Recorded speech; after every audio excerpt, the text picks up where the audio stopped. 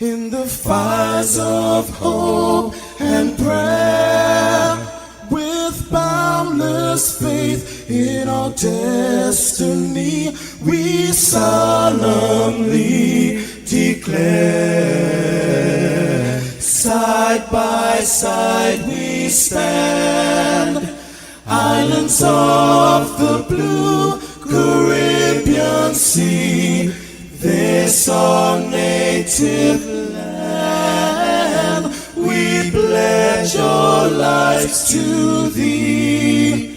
Here every creed and race find an equal place, and may God bless our nation. Here every creed and race find an equal place,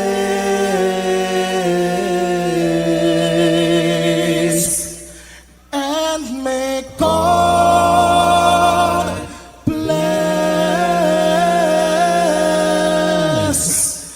our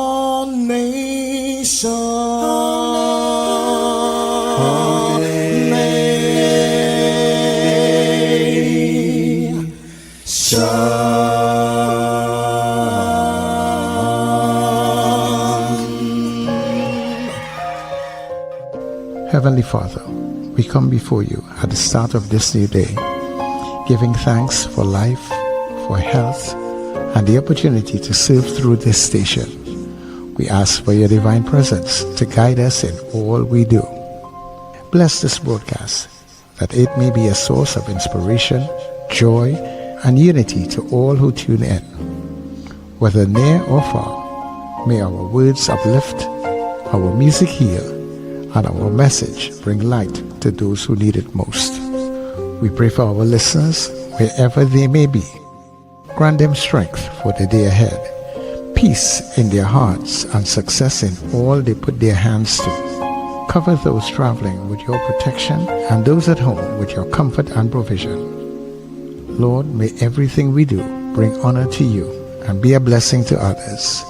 Guide our steps, bless our efforts, and let this station be a vessel of positivity and hope. In your name we pray. Amen.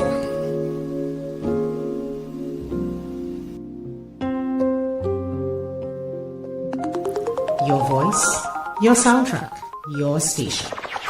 New Era TT Radio. NETT Radio.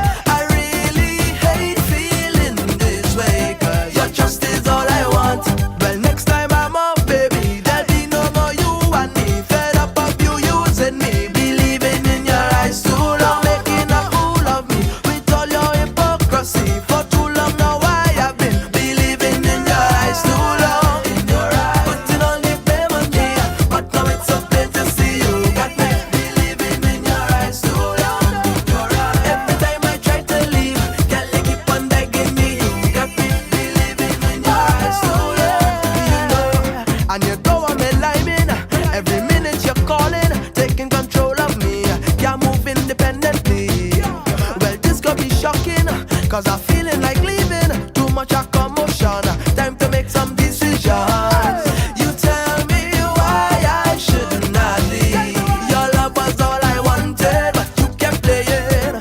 I really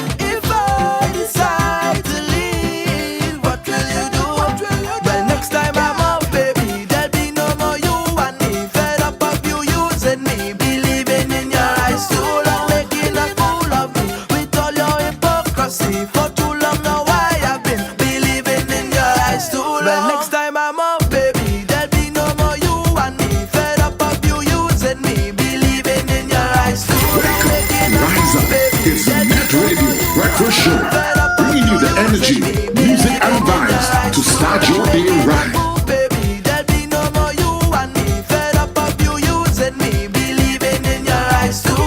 Yeah, in your eyes. We've been leaving it in for too long. Hey, everybody, good Wednesday morning to you. Yes, it is a Wednesday, midweek Wednesday. I love Wednesday. You're just balancing what has gone, and you're looking forward to what is to come inside of the week. Yeah, it is your hump day. So good morning, Trinidad. Good morning to Tobago. Neighbors in the Caribbean, good day to you. Friends and family. Wherever you may be, yeah, good to have you tuned again. Of course, it is New Era TT Radio. We are the heartbeat of the Caribbean, taking you above and beyond. Excellent. As always, let me say much thanks to the Heavenly Father bringing us together for another day. All that we do, dear God, let it be a blessing unto you. Sir Charles, that is me. Happy to be in the space.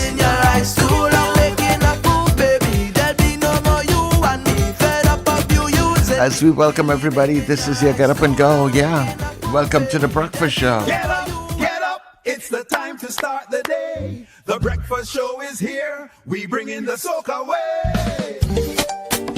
Yeah.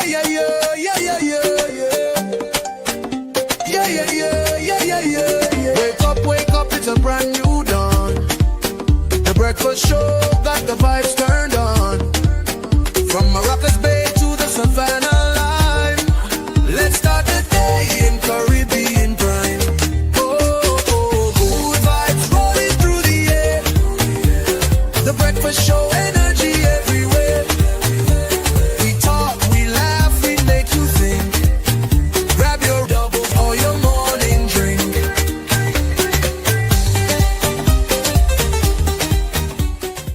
Uh-oh, guess what day it is? Guess what day it is? Huh? Anybody? Julie, hey, guess what day it is? Oh, come on, I know you can hear me. Mike. What day is it, Mike? Leslie, guess what today is? It's hump day. Woo-hoo! Yeah, hoo-hoo. I can't say it good too well this morning, so that is telling me that something is going on. I feel like I get in the cold or something. I started to feel my throat feel that kind of way, but I had to fight it. So a little punching, I had to lick down some punching and lime and all kind of thing. I mix up a concoction. Sometime during the morning, I'll talk to Mother Corn Hawks and I'll come up with something. But good morning, everybody. Welcome to the Breakfast Show, the best show that you can find yourself on Monday to Friday. We are here to keep your company. And of course, let me say good morning to my co-host, Richard, wherever he may be, probably stretching out of bed, getting out of his pajamas and getting ready for the show. And of course, when who got out of his pajamas? Wendell, good morning. Morning, Sir Charles. Good morning, Richard. Good morning, Trinidad and Tobago. And good morning, listeners and viewers all over the globe. It's a beautiful Wednesday morning in Trinidad and Tobago. Yesterday had a freakish kind of storm pass through I heard Arima. so. I'm seeing it. Yeah, I'm seeing in the news. Some roofs blew off houses in Siparia, or Siparia if you're from down there. But I didn't read anything happened in the east, but the wind was vicious too in the east. At one point in time, it was like a strong wind just suddenly passed through Arima yesterday at some point. I can't remember what time it was. Somewhere in the mid-morning or something. But yeah, we here, we good, we in the land of the living. Happy birthday to some people, including my cousin Miles Walcott. He is celebrating his birthday today. Happy birthday, Miles. Former councillor in, where was he? Puno or Sao? Joel Hardin. Where was Sao? Suzette Arthur, Joe Maraj out there in the United States. And Tony Joseph, better known as Mr. Potter Spain. Anthony Joseph, better known as Mr. Potter Spain, is celebrating his birthday today too. Long time I haven't seen him or heard from him. Yeah, Mr. Post just going under the radar, just so Yeah. I know he travels around this time always. He travels for his birthday and stays and does Labor Day and so on in Brooklyn. So it may be that he is also abroad at this point in time. But happy birthday, Mr. Porter Spain. And anyone else celebrating a birthday today, have an absolutely fantastic day. Yeah. But good morning, guys, and good morning to our listeners and viewers, wherever you are, as I usually say in whatever time zone. Good morning to you all. And of course, good morning to our listeners in Ethiopia, since Wendell did mention them this morning. And of course, you see how I know? I know, you know. And of course, You play yourself we know off. you have a choice in what you watch and what you listen, and we do not take it for granted that you have chosen us. So just getting that out of the way. But Brandon, you are right. There was a strong gust of wind that took place for a couple of minutes, Yeah. in Arima yesterday, because I noticed it because I just saw suddenly all the trees in the back swaying vigorously, and I'm like, I was watching through a door, and I was like, what the hell is going on? Yeah. I said, is the wind that strong? And they were real, dancing up. You know what I'm saying? But wait, that almost, in my mind, I was saying, ooh, that's almost kind of wind that could take people's roofs off, because it was Yeah. that strong that you thought it, and then it settled back down.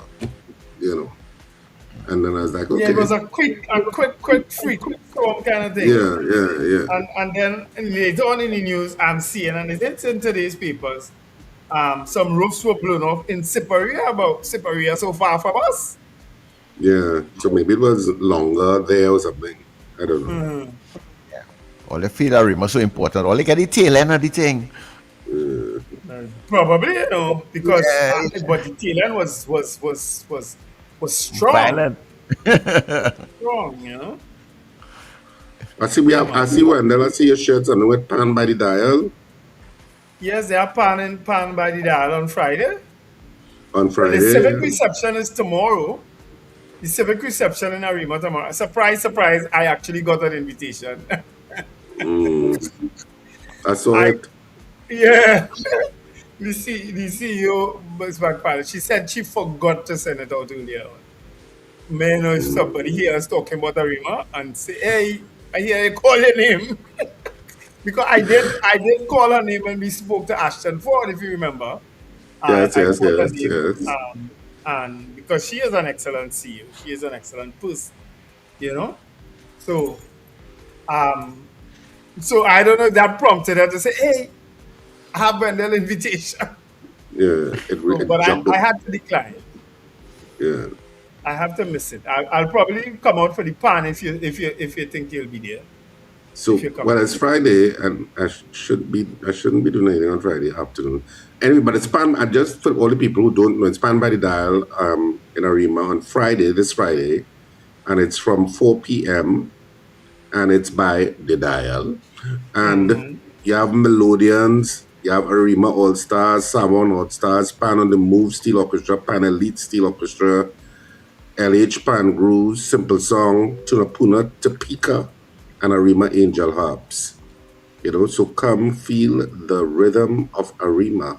That's the one people, one borrow, many cultures, one celebration. Just reading the flyer.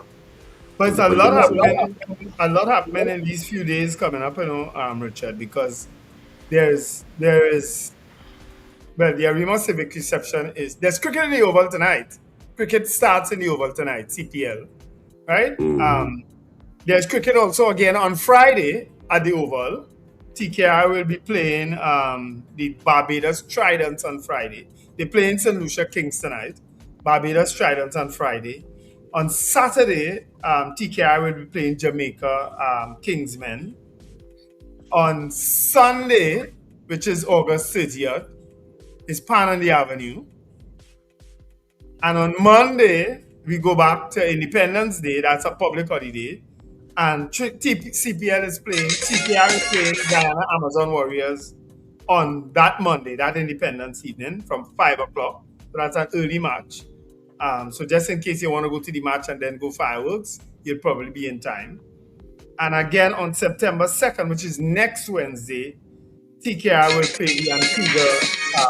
the Antigua Falcons. So lots happening in the country over the next few days. Yeah, and on Sunday, at 6 p.m., you also have To Birdie with Love, a tribute to Mighty Sparrow. What is this? Where is that taking place? This is taking place in Queen's Hall in the Garden Theatre in Queen's Hall. So come celebrate independence with us. The breakfast show is invited, and they send the invitation to me to invite the breakfast show. So it's also something that's on this weekend. That's Sunday. That's the same day with Pan and the Avenue. It's a band It's actually a band launch. It's a band launch. It's a Carnival 2027 band launch. To Birdie with Love, a tribute to Mighty Sparrow. And of course, it's at Queen's Hall in the Garden Theatre on Sunday, 30th of August from 6 p.m. Dress code, red, black, or white, because of course, you're on the cusp of Independence Day. So that's something to do. I could send you all the numbers to confirm whether you're going or not. Well, I mean, you could send it in the chat. We have to confirm attendance. Well, it says RSVP, so I'll send it in the chat. Yeah. Done. So lots happening from tonight, actually. Because the overall hopefully weather will hold. Yeah, and for our friends in the US and stuff, we understand that there will be some pan celebrations also as they celebrate with us. I think on Sunday I heard that there will be pan on Flatbush. I can't remember if that is the same one that Rockaway was talking about, because I know Rockaway was also telling us about something else that was happening there too. There's the first Independence Day parade happening in New York this year. I saw that too. I saw that on social media yesterday too. Yeah. I think that is that what Rockaway was talking about? I think it might be that. It has to be that. Yeah, but I think they're having their celebrations also. So hey, thank you very much. Hats off to them, man. And then this weekend is also Notting Hill Carnival, and then next weekend is Labor Day. A lot happening all over the place for West Indians and for people who like culture and pan, of course. You know, a lot happening. Yeah, lots of good stuff. Well, speaking of good stuff, let's do our good news and come back.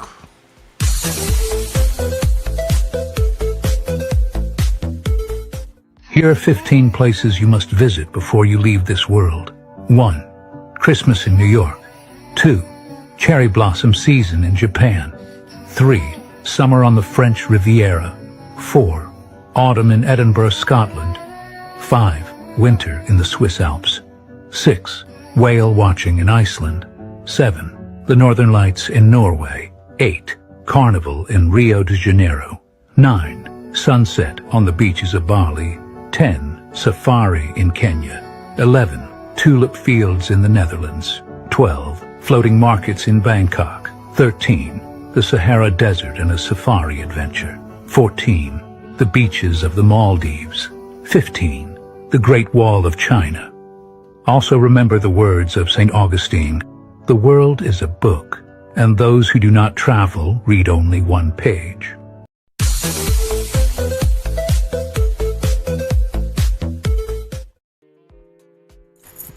So Charles, it just occurred to me that a lot of the Did You Know segments that I would have shared could actually be used also too for good news, especially based on what you just showed there. Yeah, I'll try and sift through it. Yeah. Because they have a lot of Did You Know, they have a lot of Did You Know segments, you know? All right, let's get straight into the newspaper today. Today, of course. No. Greetings. Oh, shucks. What is wrong? It's so like the Bacchanal. You can't wait for the Bacchanal. There's no Bacchanal already. There's no Bacchanal. No Bacchanal? But I was going to ask, is Robert Le Hunte joining us today? Yes, he said he will join us today. Okay, all right. because he didn't join us yesterday. So Robert Le Hunte is, in fact, joining us today, people, just in case you were wondering. We're not only talking politics with him, though. We're talking a bit of finance, right? Let's go to the top of the screen. Eunice Dublin came in at 12:02 a.m. Happy hump day to all humpers. That's from Trinman. Robert Allen also saying good morning and happy hump day. Valerie Mendoza, Apollonus, Pamela O'Connor, Odell Guy. How was that weather in San Grande yesterday, Odell? Because if we get it in Arima, you get it in Grande too. Says Super says thank God for life. Prabha Ramdial, good morning. Gerald Hawaii, Penny in Harlem, Diane Payne, Manuela Peters, Deborah Noel Surrett, Hilary Zahn, haven't heard from you for a while. As I said that, you know who we haven't heard from for quite a while? Scorpion Pepper. Where are you, ma'am? Yeah. I was actually thinking of her yesterday, you know. Well, Scorpion just dropped off the map. Yeah, she was a regular chatter. I mean, she over-chatted sometimes, but she has gone completely silent now. I hope all is well. Maybe you have traveled. Joyce Phillip, top of the morning. Suzanne Jessup, that's Suzanne Suzette. Corinne, Miss Gemma, Maria S. and Maria H. Hilary Benjamin says blessings. Marlon Motley, good morning and happy hump day. Good morning, Marlon. Carla Hercules, Maria Cellier says good morning, guys. Melissa from Shafle, Arlene Lewis, Boy Bidesi from Debe, Robert Taylor, Michael Robinson out there in Yokohama, Japan, CJ from New York, Ingrid from Tucson, Arizona, Marcia Rock, Wayne Ramsey from Fort Lauderdale, Angela Green, Jasodra Ramkalawan, Nadia Stephen, David McCarthy, Ann Noel, Ian Stewart, Lester Cragwell, who's this? Ozzy Molino, Florence Bazi, Debbie Modest, Beauty Culture, Shirma Paul, Julia Samantha, and Chris Toussaint. Those are all the greetings on the chat. So, Charles. Yeah, nice to have everybody this morning. Let me say good morning to Kent out there in Lavantel, who came in very early and first on the chat. Then we had Peter Wilson coming in. Peter saying, yeah, cricket starting today. All right. Fifi in Ethiopia, good morning to you. Hope the internet is back up and running good. Mr. Billy in Powder Magazine, good day. Miss St. Augustine, Miss Ingrid out there in Tucson, Arizona. Colin and Kelly coming out of Carenage. Archbishop Ashton Clark in Canada. CJ in New York, who's up very early. Kind of sleeping kind of late these days, but that's all right, CJ. Edison Punet, good morning to you. I'll try and see if I can get that song for you tomorrow, Edison. Also, Debbie, good morning to you. Rena Boodle Jennings, good morning. Far Rockaway, good morning to you. It's a plenty thing happening in New York for Trinidad Independence, so we love that. And of course, also to Pauline, who's on the move very early this morning. That is so fantastic.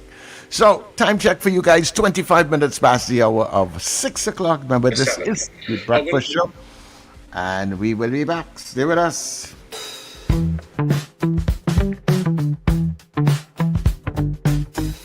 S&H Rumbox, 137 Western Main Road, St. James, for all your retail and wholesale needs for alcohol and non-alcoholic beverages.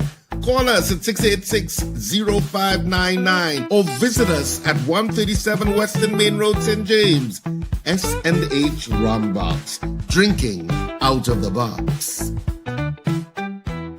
What do we all want for Trinidad and Tobago? Safer communities, greater opportunities, and a better future. Join Denise Deming every Tuesday at 11 a.m. on NETT Radio for Common Ground TNT. Each week, respected guests tackle the issues affecting our nation, from crime and education to healthcare, the economy, and good governance. Common Ground TNT, finding solutions through conversation. Tuesdays at 11 a.m. on NETT Radio, Net Radio. Flavor Entertainment Services, your one-stop premium entertainment service provider. We offer top-tier, best-in-class karaoke and DJ services for your private events, sports bars and lounge. Let us help make your birthday parties, weddings, anniversaries, and corporate special events memorable and special. Call us now at 462-2029. We provide more than just music. We create memories that last.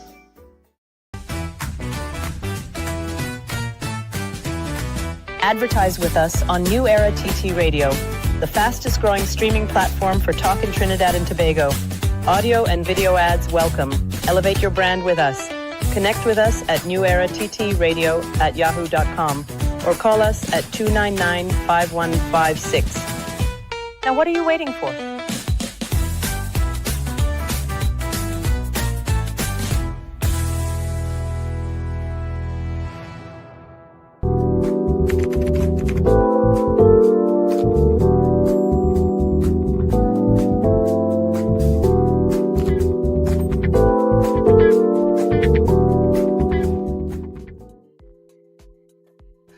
Okay, so we are back, and we welcome you back to the breakfast show. Yeah, and just before we get into the newspapers, for all you music fans, we want to send our condolences on the passing of Dolly Parton. Dolly Parton passed away yesterday. She was 80 years old, Wendell. I figured she might have been older than that, you know. I know a lot of people thought that she would have surprised been. when I heard only 80. Yeah, because I mean she's one that has been there for a long, long time, where country music is concerned. But yeah, she passed yesterday, and interesting enough, I remember I was hearing about because she originally sang the song that Whitney Houston made all the money with, "I Will Always Love You." That was her song, and she did that song because her fame already came when she was doing the Porter Wagner show, and that is what gave her her real break into the music industry, and when she felt that she wanted to go on her solo career, she wrote that song, "I Will Always Love You," as a kind of goodbye tribute for the show. But the song didn't really do too well. It played, but it really didn't really blow up into any big thing. Yeah, because love is as fake as they come, huh? Goldman Justin, I can hold that from you now. It does not exist. Yeah. And then about Dolly Parton, right? Yeah. But the interesting thing about it also is that Elvis Presley wanted to do the song, and but because of contractual arrangements, and I think they wanted to, like 50% of the rights to the song. That copyright. I'm so sure copyright is so important. And she was battling with boy, because Elvis is like a huge star at that point in time. You have this huge star want to sing your song, So she said, "Look, I ain't giving Elvis and them the rights to my song now," so just shelved that. And then eventually Whitney Houston came along when the movie came around, The Bodyguard. And Whitney got the opportunity to do the song. And I remember Dolly Parton saying, it's a good thing she kept her rights because she made more money off of copyrights with Whitney Houston singing the song than she would have ever made otherwise, She made like about $30 million or something like that off it. If I should stay, forgive us, I people. will only be Forgive us. your way. Wendell Houston. So I like the lyrics. I love the lyrics. You know what I mean? Lord knows I probably use them, but love, sorry, don't exist. But it was such a fantastic story. But what was interesting with that song too, because people didn't realize that the song is a goodbye song. And I remember there was a goodbye song. Yeah, I was actually playing for a wedding, and somebody requested that song as their dance song or the sticking of the cake song. I said, but they never listened to the song or Yeah. Probably there was only here, and "I Will Always Love You," Yeah. Well, that I will always love you after I'm gone. People, but yeah. Yeah, people try the lyrics and it don't work. You get immune to that now. What? Yeah, you had me heart. I Anyhow, love you, guys, newspapers. I love you, but I'm leaving you. Please. Any- Anyway, Wednesday, August 26th, the headline in today's Express reads Crackdown on rogue prison officers. Acting Commissioner steps up effort to stop contraband reaching inmates. Good luck with that. That's like the drug boats that leaving Venezuela. Where they going? That's Stop in having drugs running that's from in the Venezuela? newspapers. That in newspapers too. No, but we not reading Oh, the okay. news. I was just wondering. We doing headlines. We can talk. We have Patrick Manager running and say, hey, what are they doing there? That's very unprofessional. NGC Aphrodite moving ahead. That's also in the headlines. And there's a picture of Police Commissioner. How is that? How is that Aphrodite thing moving ahead? Is it that they're saying that they have no negotiating with Shell? Well, what it says is that Rudal Munilat is saying that UNC action is now bearing fruit. That the PNM might have set it up and thing, but it's the UNC who getting it to move forward. No, I'm talking about the Shell part of it, because Shell said they were shelving it because they couldn't get an agreement with NGC. The Aphrodite. But I don't know, it's Gerald Ramdeen. Actually, this article is with Gerald Ramdeen. It says energy multinational Shell's Aphrodite offshore project is not stalled, and the date for first gas still stands. This is according to Gerald Ramdeen yesterday.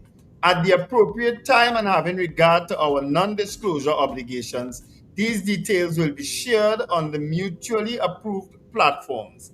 In the interim, we wish to confirm that the date for first gas from Aphrodite project remains, and the parties remain resolute in keeping this date. So what he's basically saying is that the news that came out that Shell had withdrawn or had put it on pause, however you want to put it, because they couldn't come to an agreement with NGC, is no longer factual. Is that what he's saying? Basically. I haven't read the entire article, but it goes on to say the NGC is prepared to support Shell with securing the required rig slot to execute this project, despite its prior release many months ago. The NGC stands ready to support Shell as a key partner in the advancement of the energy. So no, apparently the announcement by Shell still stands, but the government, the NGC, is willing to accommodate them however best they could. That's what I'm reading here. Okay. Political speak now. The picture, of course, is that of, as I said, Commissioner Alistair Gavaro, the Prisons Commissioner Elton Scantlebury. Is this Elton? This is his name. Why they don't have his name? They don't have his name, Elvin Scantlebury. Elvin. And of course, Minister of Justice Devesh Maharaj. That's on the front page. Murder suspect shot dead in police operation. Police constable faces ammunition charges. Commissioner of Police threatens the Guardian newspaper with legal action because they said Star Stabger wasn't getting help. Guevara declines questions about recent leave from Trinidad and Tobago. Woman who claimed to find, this is a crazy story, probably involved crazy people. Woman who claimed to find an abandoned baby is actually the baby's mom. Yeah. Isn't that crazy, Yeah. Weird story.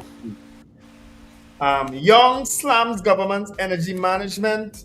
Tando East residents picks PNM rift in-house. Beckles urged to take lead in PNM dispute, and that will form the basis of our poll today.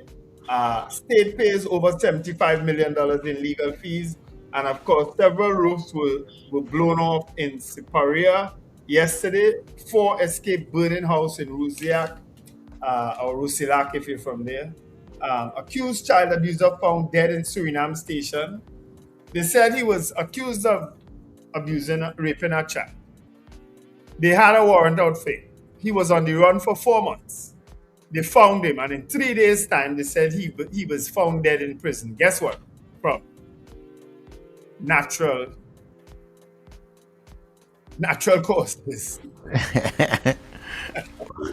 He was surviving out in the wild for For 4 4 months months, he was surviving out on the run. up in But the he bush. went in prison and died of natural causes. Yeah, right. Those are all the stories in today's Express. Okay. All right, but I need to go now because I put a note in the thing, but it took so long with the news, so you'll have to do the Guardian. Bye. Okay, bye. All right. Bye-bye. All right, let me find the Guardian now then. Trinidad Guardian newspapers today. The online version.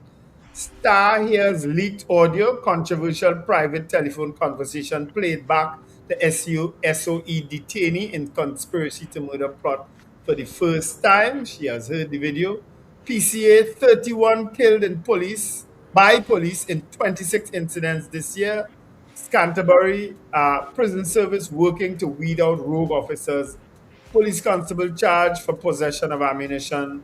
Luzilac blaze partially destroys family home. First Citizens chair pleased as S&P reaffirms bank's rating. Shell stalls Aphrodite talks with NGC. So this Guardian has a different spin on that headline. So those are all trending stories, and of course, CPL starts at the Queen's Park Oval tonight. All right, this evening. Right, those are all stories in today's newspapers, people. Lots of stories. Lots of stories, I can tell you that. Yeah. Why is my phone doing that, boy? My phone, let me reset it one time before we get to that. All right. So let's know, did you know and come back now on that? Yeah, man. All right.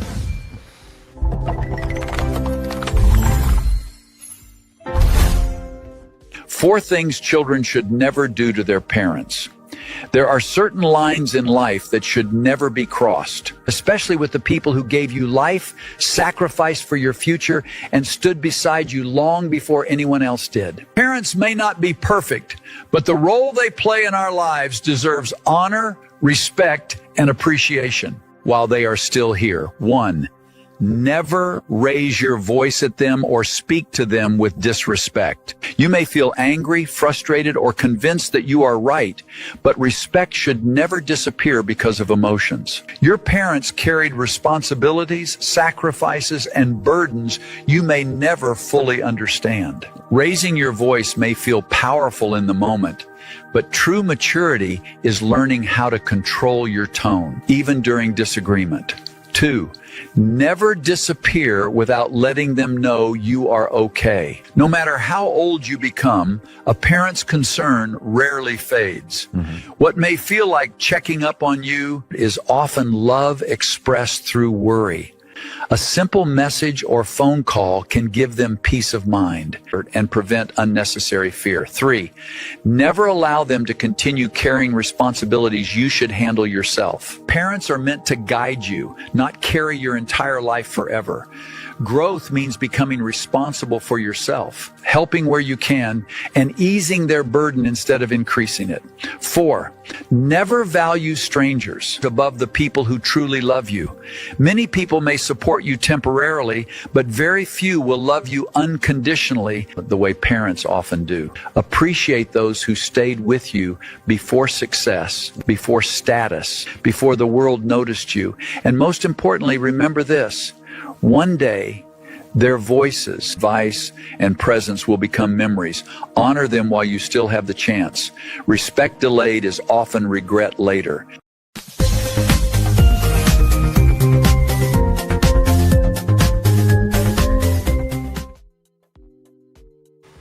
Yeah, man, honor your parents, look after them, respect them. I know there are some parents who don't like, who, if they could continue doing things for their children all the way through, they will continue to do that. There are some parents like that, I have sisters like that. Trust me. Yes, you have your I think my whole family like that, actually. Sometimes you try to tell them, Yeah. At least children are children all the way up to when they have their own children and all kind of thing, And they're still children.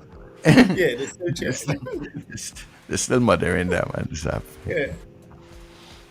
Yeah, so, but Eh, Let me greet uh, a couple more people who came in. Sir Charles Crystal Stevenson, Ian Stewart, Colton Finch, Mrs. R came in and started chat down the place.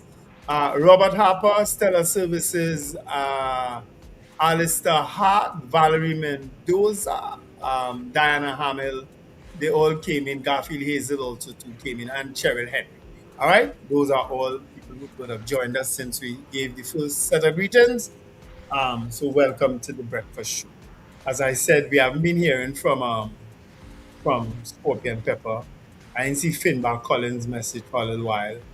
There are a few people who we haven't seen, Katia and Charles also. You know what I mean? But I'm sure that they're listening, and hopefully all is well with them. All right? you know that story that you're talking about with the woman who claimed to find the abandoned baby is, it's a troubling story. Of course it is. You know, because said the She woman, told police she found the baby in a box, yeah, abandoned in a box along South Oakwood Road. and now She she had said been this, at the yeah. infant's mother. They said the report says she reportedly took the infant to the home of a 47-year-old man in St. Mary's Village before the two went to the police station. At the station, the baby was placed in a diaper and then taken by emergency response personnel to the Point Fortin Hospital. A pediatrician examined the child and estimated that she was about 3 to 4 days old. The baby was reported to be in good health and a medical certificate was obtained. Police crime scene investigators, however, visited the location where the woman claimed the baby had been found and processed the area. The surroundings were canvassed for CCTV footage. But it is found that she is the mother of the child. Yeah. That's a sad story there. Right there, that's a Yeah, very yeah. sad I mean, story. and she's just 23 years old, you Mhm. know. And I'm wondering when I said, but if she went to the guy, I don't know if the guy might have been a stranger, or but because if it's her child, you say, well, because if it's probably somebody that she knew well, would have recognized, but this is not your child. You wasn't pregnant just last week with your stomach high in the air and that sort of thing. So I'm assuming that the person she went to may have been a stranger and asked for assistance. But clearly the young lady needs help. And you always say about this post-traumatic stress disorder. It's a real thing. Postpartum depression, you mean? Postpartum depression or whatever. Yeah. Yeah. Well, I said, You say PTSD, post traumatic stress yeah, disorder. that's for That's a different thing. that's for Virginia. Though. Yeah. Sorry. Sorry. So you might be right. Yeah. But that stress disorder is a real thing, and women go through that, and I'm wondering if she's probably going through that same kind of thing. You know. And it's hard. I thought the same thing. I thought maybe she went to that man because he might have been responsible for her pregnancy. I don't know. Because they say He nobody went know to, who the man is now. They can't find him. they can't find him. Yeah, they But if said the end of the story says, let me read the end of the story. They said the newspaper visited the area on Sunday in an effort to locate the man who had reportedly accompanied the woman to the police station. However, residents were unable to identify him, and no one knew the identity of the woman at the time. So they don't so know this them. is so the both of them are strangers in the area. Yeah, Residents must be decide, you see me, I stay out of that one. yeah, because that's village. How you could not know people in the village? You know what I mean? Like that. If Jane round the corner going up the track, pregnant for Harry down the road, Yeah. Yeah, but if the guy is the father, I would suppose that he would have known that she was pregnant. You know what I mean?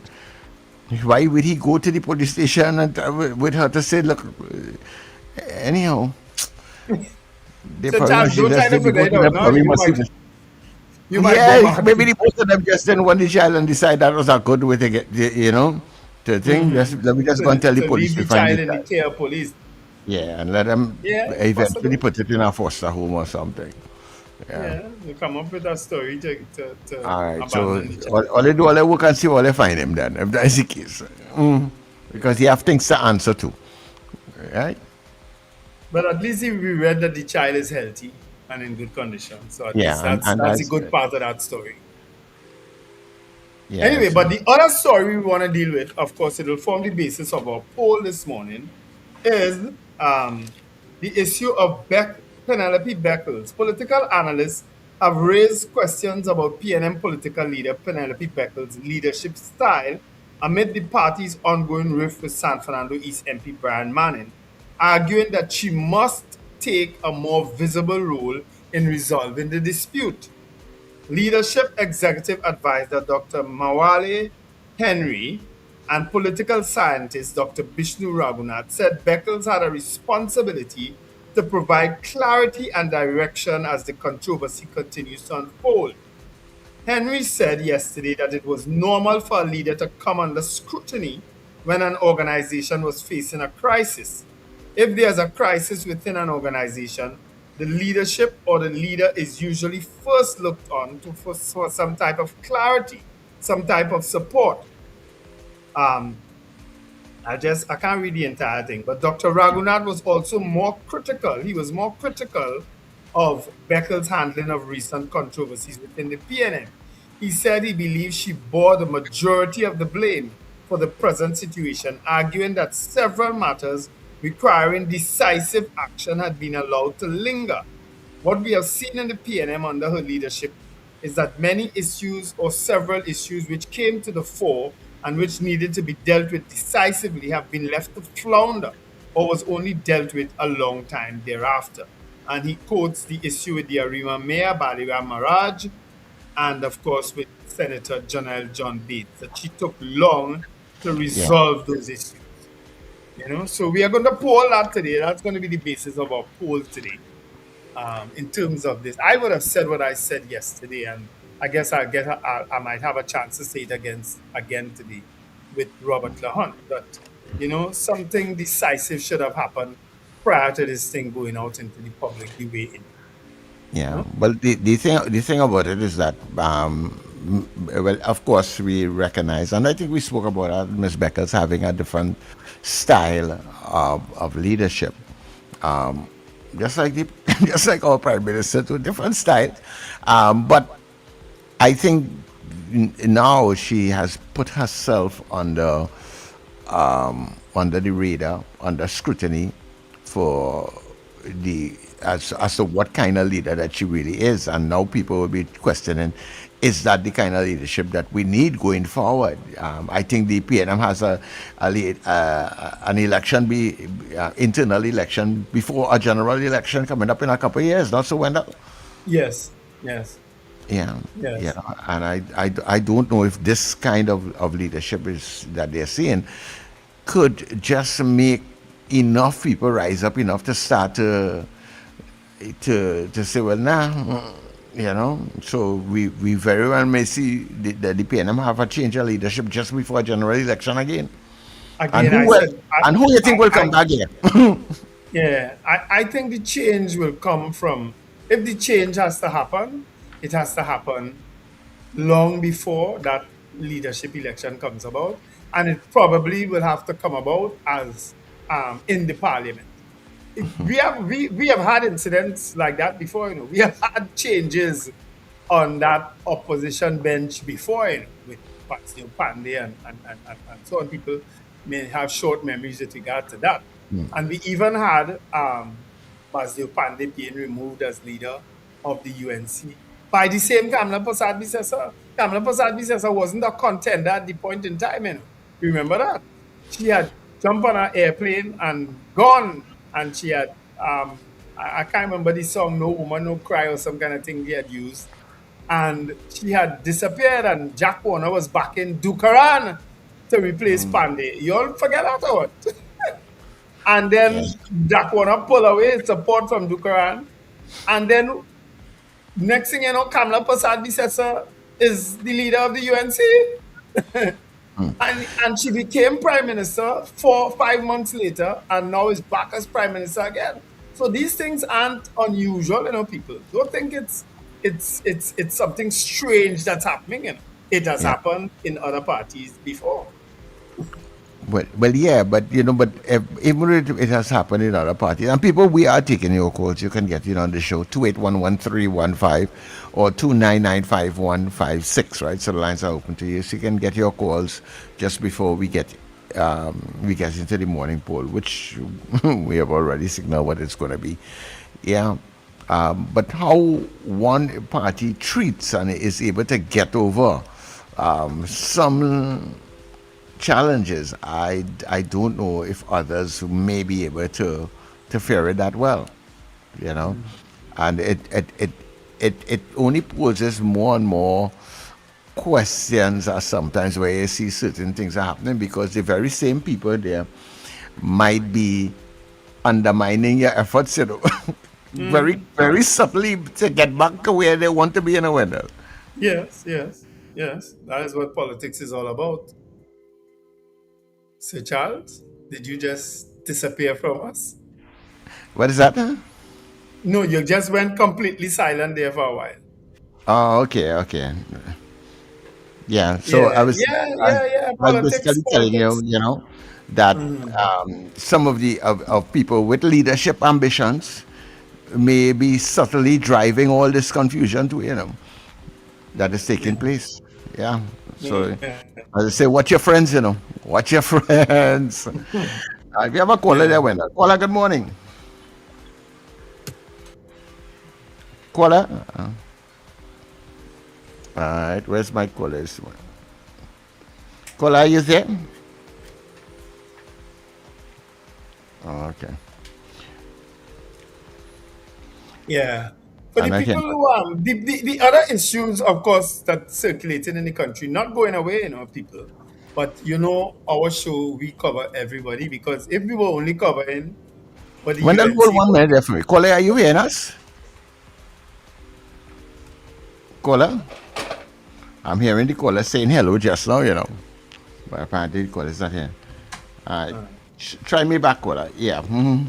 Yeah, I was saying that the other events, serious events are taking place within the governance of the country, not going away. You understand? No. But we have to be balanced and cover everything, because if people only talking about the failures of this government, people say, "Oh God, all they only focusing on the government, all they didn't say nothing for so and so," and we used to get that kind of trippiness in the chat too. So, folks, fear not. We are going to be dealing with everything as it comes up here in Trinidad and Tobago and international. We deal with a lot of international news, right? All that madness they're taking. All of a sudden, not a drug boat leave Venezuela. Just so. And people cool with that.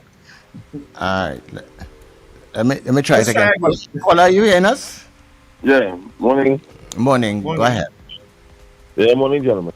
Morning. I was going through some in the spirit of independence. So I was going through YouTube and listening to some episodes from the era and thing, and came across Lord Bryner's. I think he would have won the Independence Calypso, I ain't sure, competition back then.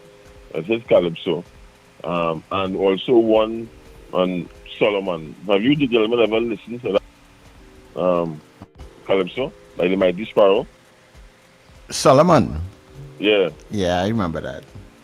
Right, and in that Calypso, it's so similar to today, and the claims that were made about PNM Prime Ministers being dictators, Dr. Rowley, Dr. Williams, and so on. And the thing about it is that, in really truly in Calypso, stories are told, because in that Calypso, Sparrow, in a nice double entendre way,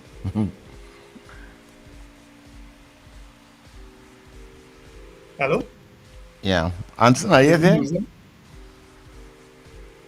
Lord Bryner actually won the Independence Calypso King in 1962, the year that we got independence. He won the crown that year. But Sparrow used that Solomon Calypso. And so we losing you sometimes. Yeah. Yeah, but go ahead. Finish up the contribution. Hello. I think I lost him. Yeah. Yeah, he's having internet problems, clearly. Yeah, I'll tell. Well, I'm hoping someone is not us. Kuala, good morning. Morning, gentlemen. Front and center. Front and center. Yes, sir. Oh, God. Wendell, I know you're not inside the thing right now with the politics and all that, and you're just fed up of it. So too are hundreds of thousands of Trinbagonians, including folks who are members of the PNM. But my gosh, who is the person or who is in charge of the PR of the PNM right now, boy? Because it seems as though in the current situation that's going on, it's more like they're doing so much to give ammunition for the other side and more so for independent voters, who is crucial to make a big difference what happens in the next 4 years and even local elections. For example, right, whose bright idea it was to set up that press conference the other day where you have big grown men sitting on a little table as though they, in kindergarten or something. Did you see how that looked and the optics in it? Plus, the room was like, I mean, you had more people could fit in a phone booth than, there was more people there sitting at the table, representing the party than anybody in the room, which includes zero or no journalists present. I mean, they're even joking now and saying that they put up a tripod and put a jacket over it to make it look as though somebody was in the room. Did you see that press conference? Or at least... we saw it. We saw it. I made my comments on that press conference. In addition to which, you're speaking about leadership style. Well, first begin with, you had to have leadership to have a style. And right now, you're not seeing that at all in the PNM. And whose bright idea it was to tell her to put Benny Beckles when she went, I know I'll be facetious at this point, but who told her to give her the bright idea when she visited the Junjun constituency, because there were people mostly from Lavatil, Junjun and so on, in New York, to tell her to go dance on the stage by herself in front of the Balizé emblem. This gives the impression of fiddling while Rome burns. You ever hear that saying?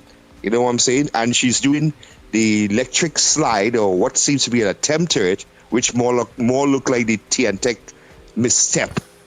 I mean, yeah, boy. Anyway, so wonder he had 100,000 people who didn't come out and vote. But anyway, guys, I'll talk to you all later. Have a help. Yeah, okay, cool. No problem. I find all of a sudden you have a lot to say about the politics on PNM. Huh? Not a peep out there over the last so much months about what's going on in the country and about the leadership. They have a lot to say about the leader of the PNM. Well, only making news now, so... Showing. Or they just literally fling away the jacket and show up the petticoat. Only in the news now is whatever is in the news. Literally strip in front of this breakfast showing. Is whatever is in the news, the PNM in the news these days. Right? Only push the government back seats. And who it is getting the guests and so on and raising the PNM issues? Not me. The one who did accuse of bias. No, not you directly. You know. No, I'm just saying. I am not afraid to confront anything in the PNM. I wasn't afraid in the times they're in power, and I ain't gonna be afraid now. Yeah. That is my style. Anyway, our poll is up, people. Should Penny Beckles take the lead in the rift in San Fernando East? That's our poll this morning. Should she take the lead? Because we would have seen the chairman and the deputy political leaders and so on. Should she take the lead? Should Penny Beckles take lead? All right, that's our poll this morning. Yes, if you vote in yes, you vote 1. If you vote in no, you vote 2. All right, that's our poll today. Excellent. Right. So we're going to the news at 7, and when we come back, we'll tell you how we voted. Remember, coming up at 7:30, we should be talking to Robert Le Hunte. He was supposed to be here with us yesterday, but he had a couple of emergencies. He said that is how it is, sometimes. So let's hope that we're able to get him inside today so we can talk all these different issues that are on the burner. But stay with us on The Breakfast Show. News is straight ahead.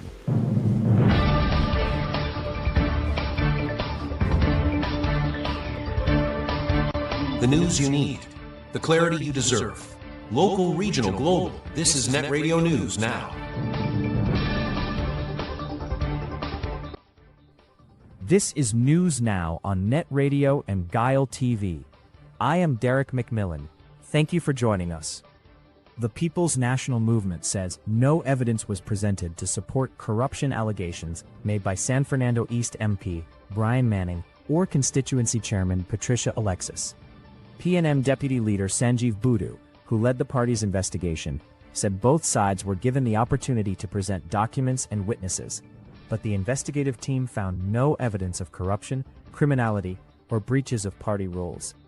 Boodoo said Manning had indicated that his allegations were based on newspaper reports, but no newspaper clipping was submitted as evidence. He said the party's investigation has now moved from the inquiry stage to resolution, with a verification exercise involving San Fernando East party groups expected to be completed by Friday. Boodoo also rejected Manning's claim that the PNM had ignored his concerns, outlining several steps taken since both sides submitted complaints in June. PNM Chairman Marvin Gonzalez said party leaders will meet with constituency groups today to provide an update. Economist Dr. Indira Sejawan says changes to state boards after a change in government are normal in Trinidad and Tobago, but new appointees must have the skills and experience needed to lead effectively. Speaking on CNC3's The Morning Brew, Sejawan said governments typically appoint directors who support their policies and vision. However, she warned that political alignment should not come at the expense of competence, saying the public should question appointments that do not meet the required standards. Sejawan, who sits on the central bank's board, said concerns should arise when individuals lack the qualifications or experience for senior positions. Using First Citizens Bank as an example, she said the movement of executives between roles should not automatically be viewed as political interference if the individuals involved are qualified and experienced. Sejawan urged the public to remain both trusting and critical of the appointment process. Suniti Maharaj is warning that ethnicity is being used as a political strategy to divide Trinidad and Tobago. The former independent senator and head of the Lloyd Best Institute says the issue involves race and class, but should not simply be labeled racism. She says the fact that people are allegedly being paid to promote division suggests the strategy is coming from political leadership. Maharaj also warned that social media does not always reflect the reality of everyday life, saying greater interaction among citizens could reveal how much the country remains connected. Her comments follow a call from NCIC President Suraj Deo Mangaru for the reinstatement of the Race Relations Committee. Historian Dr. Jerome Tilak Singh supports the idea, but says race must also be examined alongside class and religion. He believes efforts to improve race relations must go beyond a committee and include sustained community work and social media outreach. A police constable attached to the Couva police station has been charged with possession of ammunition following an intelligence-led operation. Police said the off-duty officer was intercepted along the southern main road, Couva, on Monday night. A search of his Nissan Sylphy allegedly uncovered a black plastic bag containing 10 rounds of 9mm ammunition. The officer was detained and taken to the Cebuanas police station. Police also searched his home and locker at the Couva police station, but said nothing illegal was found. On Tuesday, the Director of Public Prosecutions instructed that the officer be charged with ammunition possession. The TTPS said police officers are not above the law and stressed that any officer suspected of criminal conduct will be investigated and, where appropriate, prosecuted. Country music legend Dolly Parton has died at the age of 80. Parton died peacefully in Nashville on Tuesday, August 25th, according to a statement from her family. No cause of death was immediately disclosed. Known as the Queen of Country, Parton rose from humble beginnings in rural Tennessee to become one of the world's most celebrated entertainers. Her career spanned more than 6 decades, producing timeless hits including Jolene, 9 to 5, and I Will Always Love You. which became an international hit for Whitney Houston. Parton was also a successful actress, appearing in films including 9 to 5 and Steel Magnolias. Beyond entertainment, she built a major philanthropic legacy. Her imagination library provides free books to children around the world, while her Dollywood theme park became a major attraction in Tennessee. Parton leaves behind a remarkable legacy in music, film, business, and philanthropy, and generations of fans who grew up with her songs. Finally, U.S. President Donald Trump says the U.S. Navy has removed or detonated all mines in the Strait of Hormuz, a vital global shipping route largely closed by Iran during the ongoing Middle East conflict. Trump warned that any vessel laying new mines would be immediately and systematically destroyed. Iran has not commented on the claim. The closure has caused major fluctuations in oil prices, with about 20% of the world's oil and liquefied natural gas previously passing through the strait. Meanwhile, U.S.-Iran talks have collapsed, with Washington imposing new economic sanctions on Tehran. Oman is trying to broker a temporary shipping corridor. However, Iranian officials say the strait will not simply reopen, and only commercial vessels would be permitted under the proposed arrangement. Iran and Oman are expected to continue negotiations on a permanent shipping route, while tensions remain high between Washington and Tehran. And that is Net Radio News at this time. That was News Now. Stay informed with New Era TT Radio. Net Radio.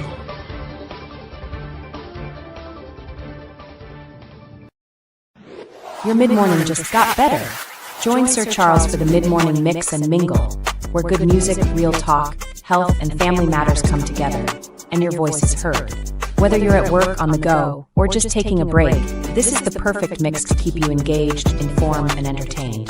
The mid-morning mix and mingle, weekdays, 9 a.m. to 12 noon on New Era TT Radio, Net Radio. Morning vibes, fresh energy. This is the Net Radio Breakfast Show.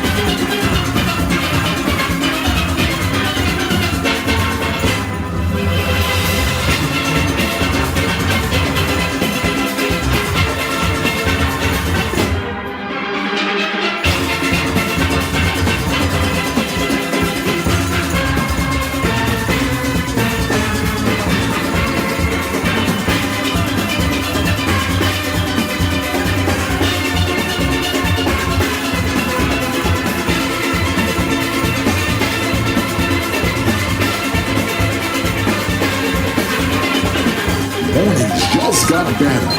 You're locked into NETT Radio Breakfast Show, fueling your day with the best music and real talk.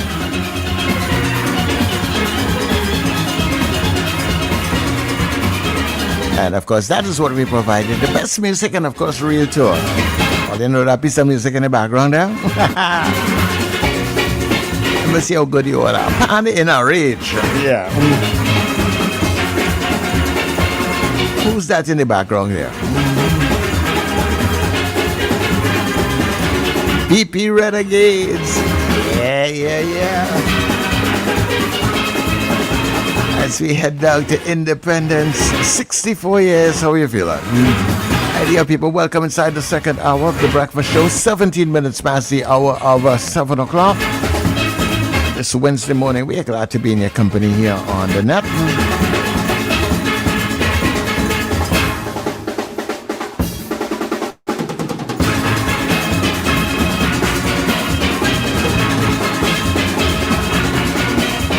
So all those that came in early and those that came in along the way, we are happy to be here with you. Remember, the breakfast show is heard Monday to Friday, 6 a.m. to 9 a.m. We're here on New Era TT Radio, on our social media platforms, and also on Gaia Caribbean TV.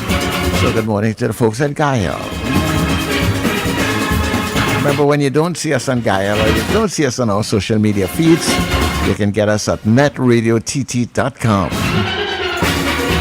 Where you're able to listen to what we're doing all throughout the day, because we program stuff all throughout the day. All our social media platforms. Yeah, you can get us on all our social media platforms at NETT Radio Trinidad. So be it YouTube, Facebook, Instagram, TikTok, even our WhatsApp channel, NETT Radio Trinidad, and of course all of the streaming platforms are NETT Radio Trinidad also. Don't forget to like, subscribe, and of course on our websites and in our YouTube and other descriptions, you will find our link where you can support the channel financially to help keep us on air. All right? Of course, while we have a fun time with BP Renegades in the background there, our morning poll, we're asking you, do you think the opposition leader, Ms. Penny Beckles, should take the lead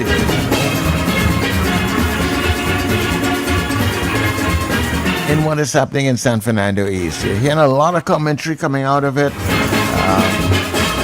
Should she take the lead? What do you think? Well, if you think she should, you're voting 1. And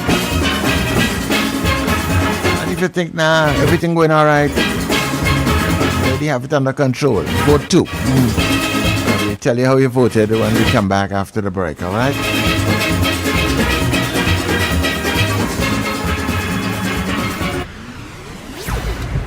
If you feel you can sing or just feel like hanging out with your friends, but then the Big Bear Bar, Johnson Street and Southern Main Road Enterprise presents their Karaoke Saturdays each and every Saturday. Come and enjoy the fun. Bring your crew. It's live DJ music and sweet karaoke every Saturday. And this Saturday, NETT Radio will be there to bring you the action live from 8 p.m. with DJ Jeremiah, Mr. Lover Lover. Come and enjoy the time of your life at the Big Bear Bar, Karaoke Saturdays, Johnson Street and Southern Main Road Enterprise, opposite Tropical Angel Hop Spaniard. And remember, NETT Radio will be there live.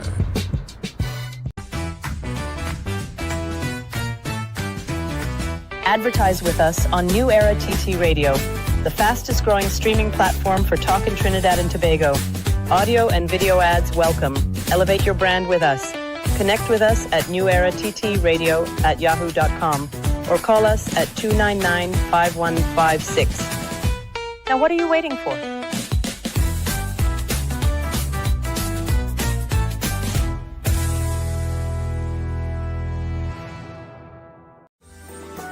Flavor Entertainment Services, your one-stop premium entertainment service provider. We offer top-tier, best-in-class karaoke and DJ services for your private events, sports bars and lounge.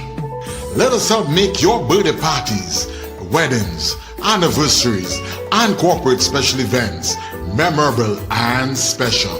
Call us now at 462-2029. We provide more than just music. We create memories that last. What do we all want for Trinidad and Tobago? Safer communities, greater opportunities, and a better future. Join Denise Deming every Tuesday at 11 a.m. on NETT Radio for Common Ground TNT. Each week, respected guests tackle the issues affecting our nation, from crime and education to healthcare, the economy, and good governance. Common Ground TNT, finding solutions through conversation. Tuesdays at 11 a.m. on NETT Radio, Net Radio.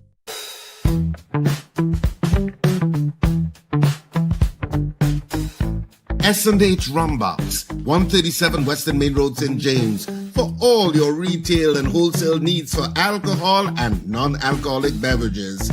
Call us at 686-0599 or visit us at 137 Western Main Road, St. James. S&H Rumbox, drinking out of the box.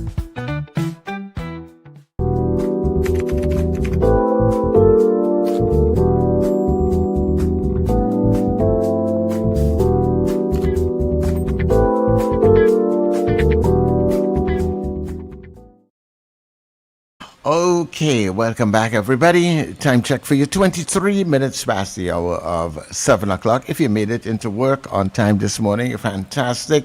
Those of you who are, I know maybe they're early and not ready, actually officially going to start to do stuff until about 8 o'clock. But, you have preparations. And then, of course, the coffee and the doubles. And breakfast is important, regardless of what the people may say or think. Breakfast is important. So have a fantastic morning, and thanks for being with us here this morning. Mandel, you had your breakfast already? I'm now having my coffee, actually. I had a Kiss orange cake and coffee. I like something sweet with my coffee, either a donut or Ovaltine biscuit or Kiss cake. That's generally what I have with my coffee. Something sweet. Right. You see, and that is like a kind of childhood thing with me. I'm not so much with the coffee, but the Kiss cake. I still love a Kiss cake. Yeah, I love Kiss cake.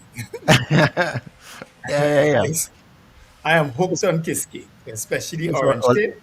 Yeah, especially the orange. I mean, I like the chocolate at that time, but not as.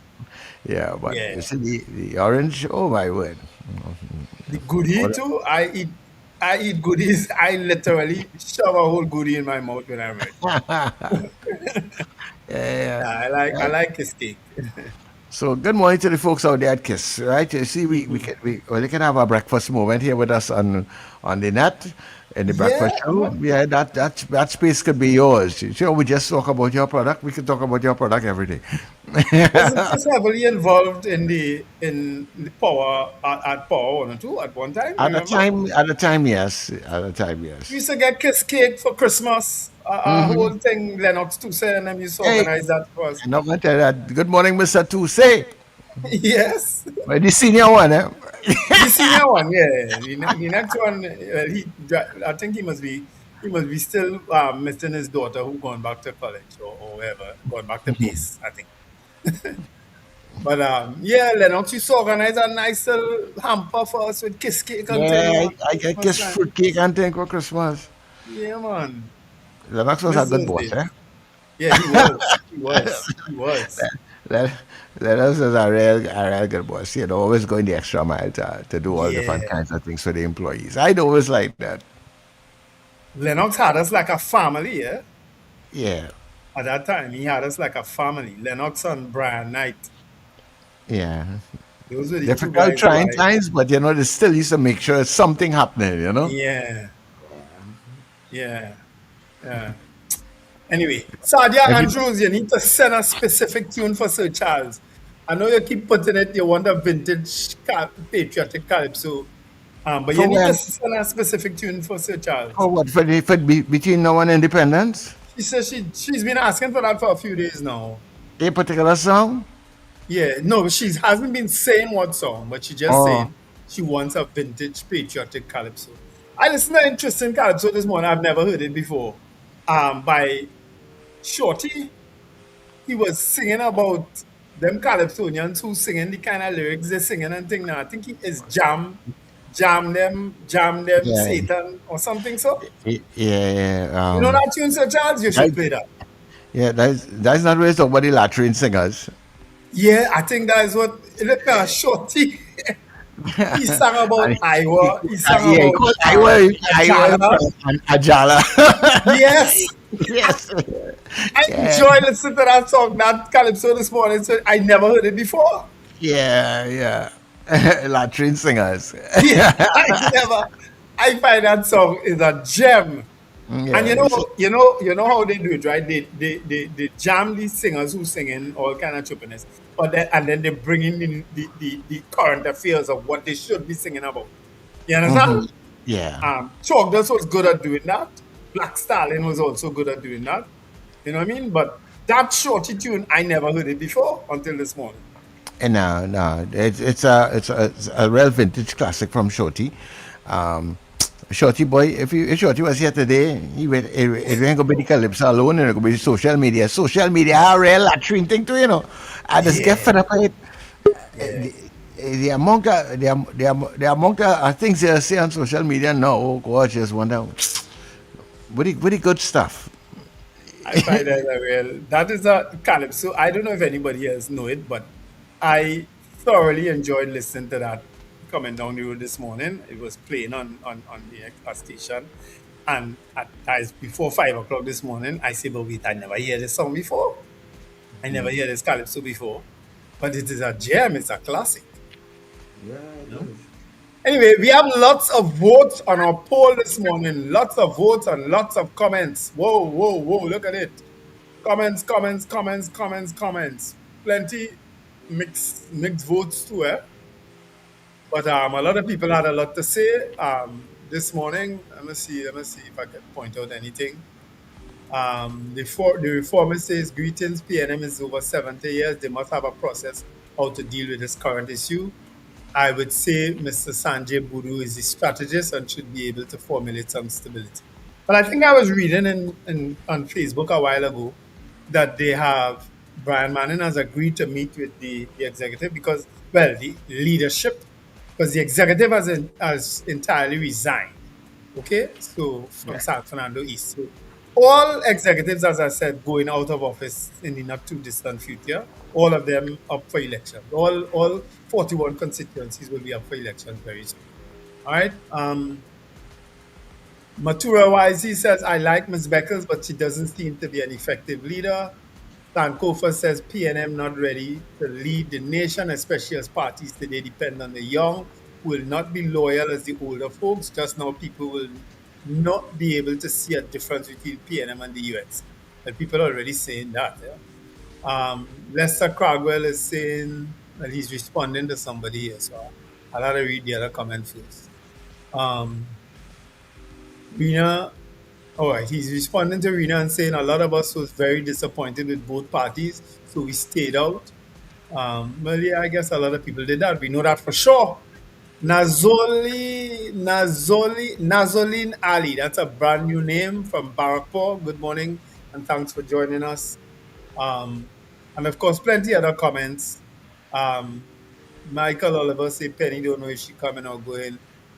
Joseph Clement says, but Raghunath should be more vocal concerning the governance of the country and its ills as well, and the silence of the Prime Minister. Absolutely spot on.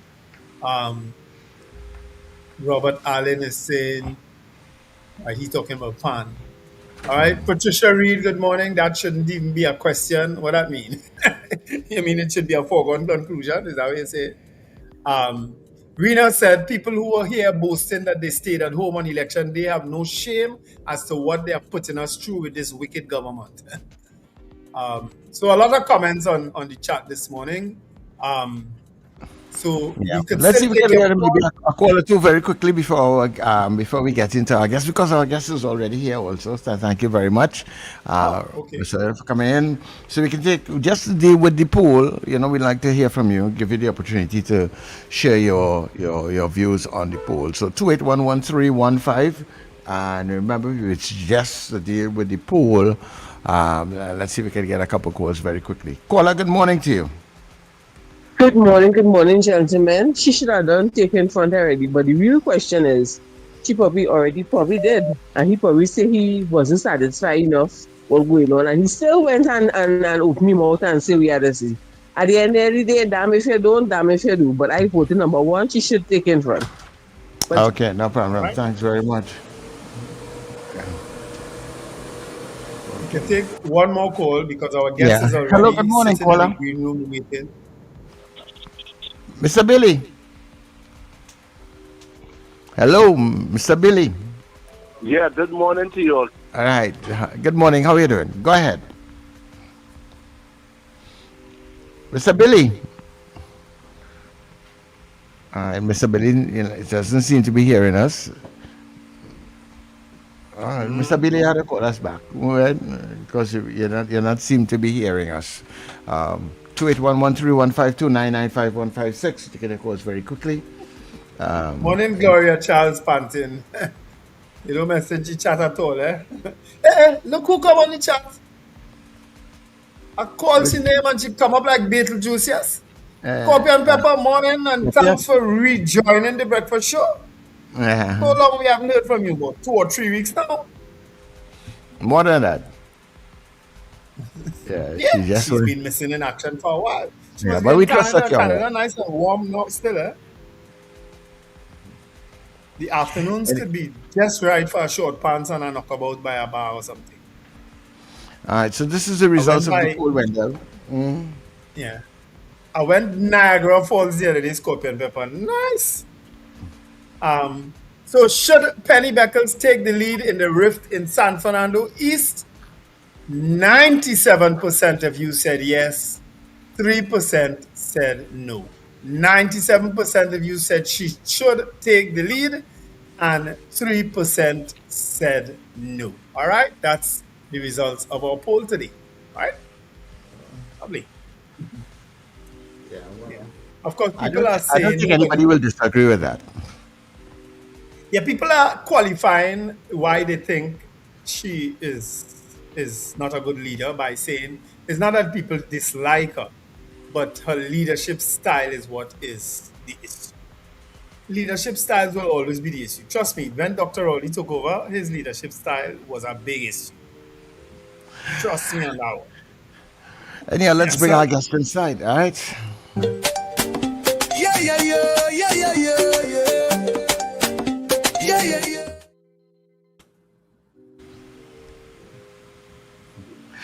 All right. His mic is silent. I can't hear him. Morning, Mr. Le Hunte. Good morning, Wendell. Good morning. Right. Yeah, you know. All right. Good morning, Wendell. Good morning, Trinidad and Tobago. How are you doing, sir? Apologies for Richard's absence, but I think he's afraid that he might buff you some more. You know, he buffed you up yesterday, right? Boy, oh good Lord, yes, I could just imagine, boy. I mean, I must apologize to you. You know how much I appreciate you guys. But I had an emergency and I just couldn't. Yeah. But thanks for joining us. Thanks for joining us this morning. Well, you would have seen our poll. So we could start from there. How would you have voted on a poll like that, Mr. Le Hunte? Well, I mean, I think as a political leader of the party, this is a very important matter, and I think the answer will definitely be yes. And based on my understanding, although she was absent from the press conference, I think the leadership was down in San Fernando East constituency yesterday, and she had been leading the charge. So far, she was the one also down in San Fernando East on Sunday. So she was there on Sunday, she was there yesterday. So when they say she should, I think she is leading the charge. So how then do you respond to the critics who would have noted her absence from that press conference the other day? Because we're going to get into that after. But do you think that she should have absented herself from that press conference? Well, again, I mean, I am not 100% sure. When leaders make decisions, I am not 100% sure why she absent herself. There could be a number of reasons. Having gone through an emergency yesterday myself, some people might say, hey, boy, like Richard, you didn't want to come and take some jamming. That could be an assumption.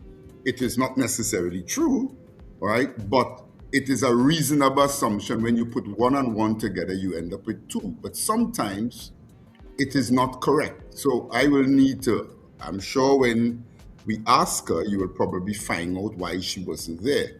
But I wouldn't just simply take it that she wasn't there. Bearing in mind she was in San Fernando on her Sunday dealing with the matter, and bearing in mind she was in San Fernando yesterday, something would have had to have happened. And knowing Penny as I do, she don't just absent herself for no reason. You have to take everything into context.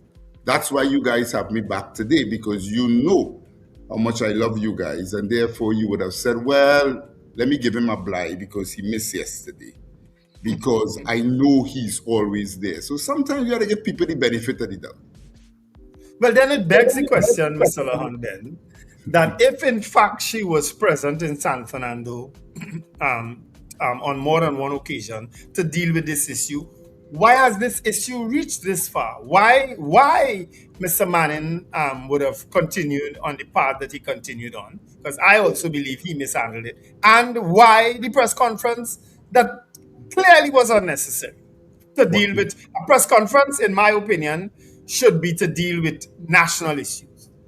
A press conference to deal with party issues, disciplining and berating a member of parliament, to me, that came across, I didn't like it at all, and I did not support it, and still would not support something like that. Wendell, again, this is a party issue that has now become a national issue. It is a party issue, yes, all right, but it has spilled over into the general public. When a member of parliament chooses to go and make accusations about the party and say things nationally and go on radio stations, it becomes a national issue.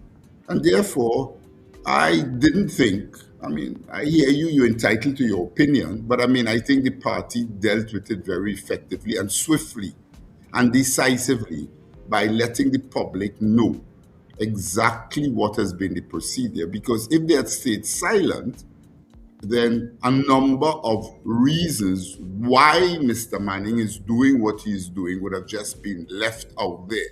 Or people would have been saying, well, why nobody is dealing with his problems. So I had no problem with them having the press conference. As to why Mr. Manning chose, that is a big question. But, having sat there for a while within the realms of politics, sometimes human nature and politics are things that I don't get involved in too much. Because you just I can't get into Mr. Manning's brain. I could listen to the facts, right, and try to make some type of conclusion as best as I can. And based on the information, and I was there from the inception of this, having sat in the General Council myself, and I could verify what was actually said. I am totally surprised, a little bit appalled of what the approach being taken. Now, Mr. Manning is entitled to his opinion, but the approach being taken and the accusations that the matter is not being dealt with swiftly enough, all of those things I consider to be totally unacceptable. But he is an individual, and we live in a democratic society, and therefore Mr. Manning probably and his advisors will probably believe what he's doing is the right approach. But Mr. Le Hunte, I hear you, and but there's a bigger picture at play here, clearly.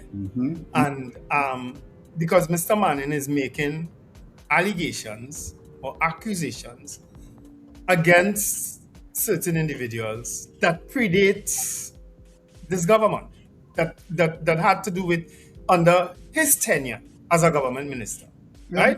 During his tenure, which is what I found a little surprising. You know, I hear the issue of exposing corruption and so on. I have no problem with that. But my problem is, why weren't these things raised in the past and fixed, corrected? Why wasn't an attempt? Or is it that an attempt was made and nothing was done about it?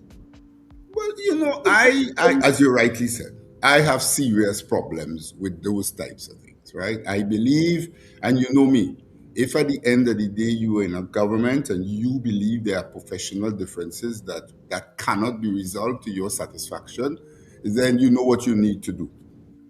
Which is what you did. I demonstrate that. So don't tell me about, well, I tried before, right? So that don't make any sense, right? To me. One. Secondly, so I question whether or not these things are true or not. Reading something in the papers, I think Mr. Manning has gotten adequate time and opportunities, again, listening to what was said by the leadership, and that's why I'm glad that they have asked for evidence to be produced to substantiate. And what I'm hearing, he read it on the newspaper, etc., etc., etc. I mean, that is not evidence. And one questions, and what is the motive? Why are you going down that road, raising those issues now? The PNM is, if you have, and again, the PN, if I know Dr. Rowley did not tolerate any type of corruption in his government, and therefore, as he has always said, if you have any information, take it to the police. Right? The party is not an organ which could go and do the types of investigations that you are asking. And if you have information, take it to the police.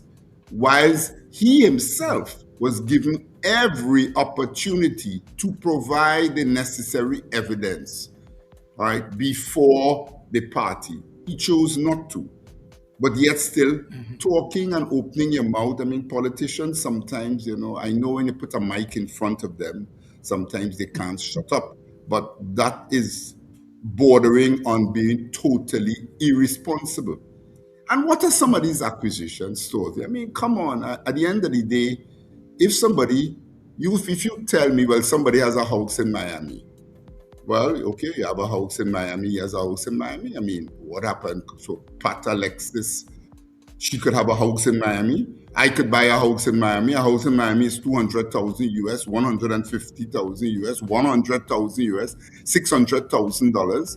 I mean, a professional person, if they want to have a house in Miami, they could buy a house in Miami. Now, you didn't tell me the house is $6 million US, right? So making these wild statements, I mean, I consider them, I mean, if Pat's parents, Pat's father was the operations manager, general manager at Dunlop. I mean, it's not like Pat has grown up on the street.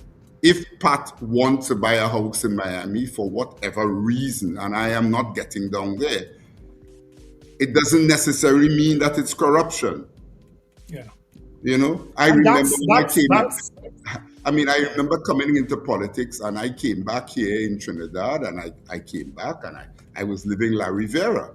Well, you know, everybody says, well, you know, what is he doing living there? He probably corrupt. What do I mean? So why? I work my past as an executive in the bank. Why can't I buy an apartment in La Rivera or live there? Is it because certain people are just seen in certain light? I mean, that is not right.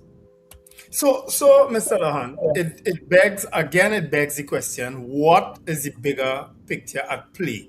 Let's go down the road that Mr. Manning may in fact be correct, that there was corruption during that tenure, and so there's a criminal element to it.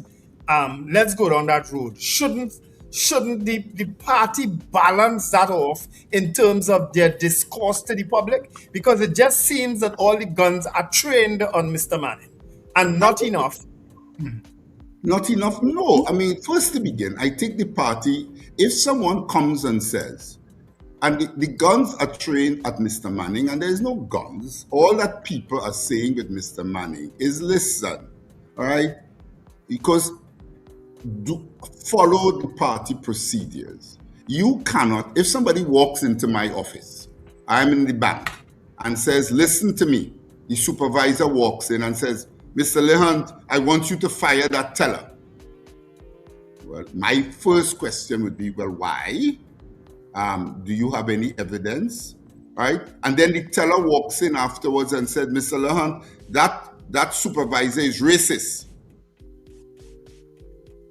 I mean, if I then, I'm supposed to do an investigation to find out. And one of them, because I am not listening to them, decides that I am moving too slow. Now, I mean, that's just totally unfair. So you're right, guns have to be blazed at Mr. Manning because Mr. Manning's approach to this was immature, was not correct, right? And therefore, having engaged the organs of the party in a particular matter, it is not like this matter is going on for 6 months, it's 1 month that you have engaged the organs of the party. And it's not like you are not seeing progress. You have participated in the progress. What I suspect is that he has realized that the result might not go according to what he wants. And therefore, you have decided to take front. No, I mean, that cannot be correct. That cannot be correct. And therefore, guns should be placed on him because it is not about, it's about the process. As you know, I am one that always says the process is just as important as the end result. All right? I have always said that. So, Mr. Manning is the one that is breaching the process. Now, as for the corruption charges, all that could be said about that, what would you expect the people to do or the leader to do? Fire someone? What you do is ask, sir, you have said this man has stolen money. Could you provide me with any evidence? No, I have no evidence. So where did you get your evidence? I read it in the newspaper and I heard the opposition making those statements. And that's what people are saying. So people saying something is not evidence. I can't just act based on the fact that you have said that. What else is the party supposed to do? I mean, this is reasonable. What? Go ahead. So you're also seeing comments linking Miss Alexis to a former government minister who is now a senator and so on. Is that the bigger picture at play? Is Miss Alexis being targeted because of her association with other people? I mean, and again, those things, you know, I try to stay out, and that's probably why my life in politics is always so checkered. Because you got to take out, I mean, you have to deal with things dispassionately. Whether or not, Mr. Alexis, whether we like someone or we don't like someone, we have to look at the evidence. There's been no evidence brought against any corrupt member of the leadership. Whether they are, who are their friends, does not matter. Whether I like someone, don't like someone, right? As I said before, I deal with the process is just as important as the end result. Personalities. So the answer to your question is, even if Mr. Alexis might have certain colleagues or friends, what does that have to say, or why is that a problem? Where is the evidence of corruption? If there's no evidence of corruption, then we move on from there. If you have engaged the organs of the party in a matter and only a month or 6 weeks have passed, and you are participating in one side with the mechanisms that have been put in place to deal with the matter, why are you opening your mouth now and going out in the public and spilling a number of things that are detrimental to the party? even though they are acquisitions. Mr. Le Hunte, and as you're painting scenarios, I'm also wondering if there is a fallout between the executive and the MP, and I don't know what role the executive may have when it comes to assessment, maybe of even the MP, when it comes to representation of the constituency going forward. Again, I don't know if there's a bridge in between there, because you're now hearing all different kinds of things. You're hearing that Mr. Manning is not the kind of representative that people have been making him out to be. He has not been there. He is not that hands-on representative, and I'm wondering if all of that now that may be coming in the future when it comes to representation, if all of that could be what is causing what we are seeing now. Well, again, I mean, there are lots of rumors. I wasn't there. I don't live in San Fernando, right? But it is strange. I have been around the politics for a long time. It is very strange that you, especially in my understanding and being around in PNM politics since 1986, you are a member of parliament, right? You are government minister. You have lots of pedigree, right, as a Manning in San Fernando East. If today, coming in with all of that, you cannot take control of your constituency, I have to ask why. Because there's a number of reasons why you should have total control of your constituency. When I looked at the executive members of San Fernando East, I have known them since 1990. I was an alderman in the San Fernando City Corporation. And therefore, these are individuals that have supported Mr. Manning and San Fernando East for a long time. So this is nothing about not wanting or not liking PNM members. So there have to be some reason why people who supported you before, when you came in to replace Mr. Mitchell, we supported you again. All of it.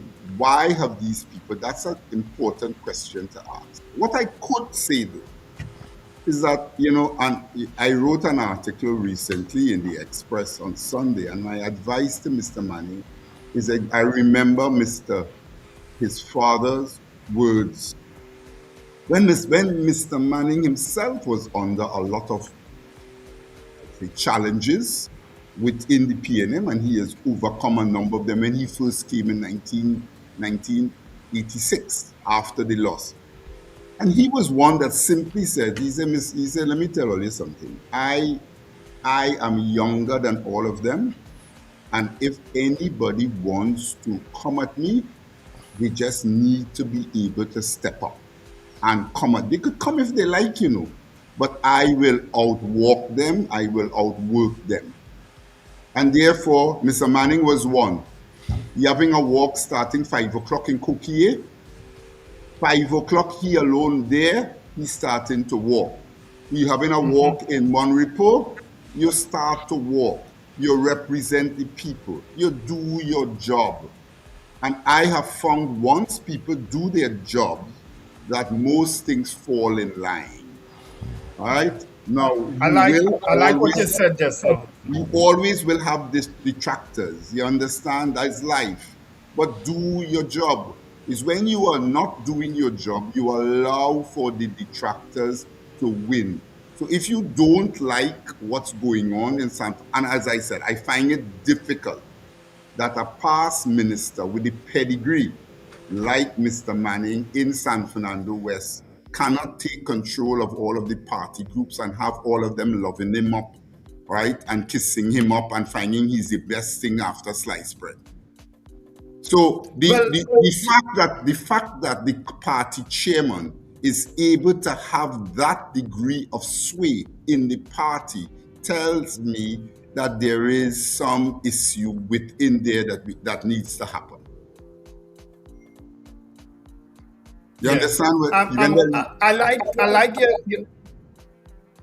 the quote you used just now. Outwalk them and outwork them. I subscribe to that. But one of his allegations too is the issue of all these ghost party groups, and that's not an allegation that is limited to him or to his constituency alone. We have heard that from time immemorial about people forming ghost party groups so that they can control executives. Is that a valid concern? And therefore, I think he has brought it up. Yes, I think it's a valid concern. We are members of the party. We have heard this before. And what is the party's response? The party's response, again, look into it. The major recommendation coming from the group was a verification exercise to confirm that these are legitimate party groups. So he brought up an issue. The verification exercise is in place as we speak to finish on Friday. Matter raised, matter solved. Now, as to why there are ghost party groups, come on. I mean, we're in politics and we're in PNM over 70 years. This is an issue that happens. And in most cases, it's not ghost party groups. What has also happened, communications mechanisms have changed. 20 people meet, don't need to come under a garage in somebody's house to meet. We could meet online, and therefore, if I have a party group and I am meeting online, right, with my 20 members, 15 members, 10 members, am I a ghost party group? So again, we have to also take that into context. But the point is, you brought something to the table. It was found that a verification exercise needs to be done, and it's happening. Therefore, wait until the exercise complete and then open your mouth and talk about it. What are you talking about this now for? Why are you... Do you believe that Mr. Manning has leadership aspirations, Mr. Le Hunte? Well, I mean, anybody who gets into politics, with the exception of me, again, when you get into politics at that young age, right, you probably, what is going to be your career? I went into the bank as a young age, as a man in the bank. Of course, my objective would have been to be a general manager, executive manager, or to lead the bank, because I put in my whole career there. When I went into politics was after. So if you enter politics at such a young age, I would expect any young MP who have gone into politics, it is expected that you have leadership aspirations. So let's put that aside. I will be surprised if he doesn't. I will be surprised. He has never told me, but I will be surprised if he doesn't. And therefore, what you need to do is to plan your career. Now, clearly, in whatever he's doing, this, in his mind, is one of the steps that he chooses to take along that political aspirations that he might have. I think this is a misstep, but that could be one of the reasons or why anyone will want to do it, because if that is your final goal, then you will be planning what you're doing along that lines.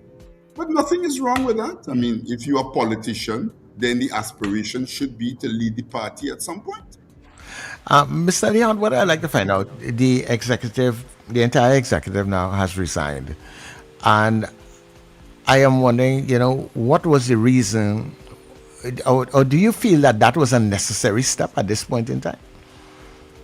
Well, again, I think every member of that executive needs to make their decisions. They said that they felt that they were being threatened and all of that. I think I don't speculate, Neither did I do in talking to some of them, no one asked them to resign.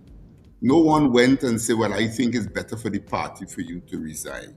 They felt that they were doing this job voluntarily. I don't want to take the stress. I didn't sign up for this. And therefore, first, in addition to that, come on, it's just about a month. We are right now in elections anyway, all right? And therefore, if to facilitate. I thought it was a smart decision, or the best decision for the public, for the constituency. And again, they are showing a degree of maturity in dealing with this matter. There's been certain allegations raised. Let me then step aside, let the party come in, do the verification exercise, all right? And I have given up office for 30 days, and I will decide what happens afterwards. Yeah. Right? So I see, again, I'm not reading anything into that. I think it was a good decision.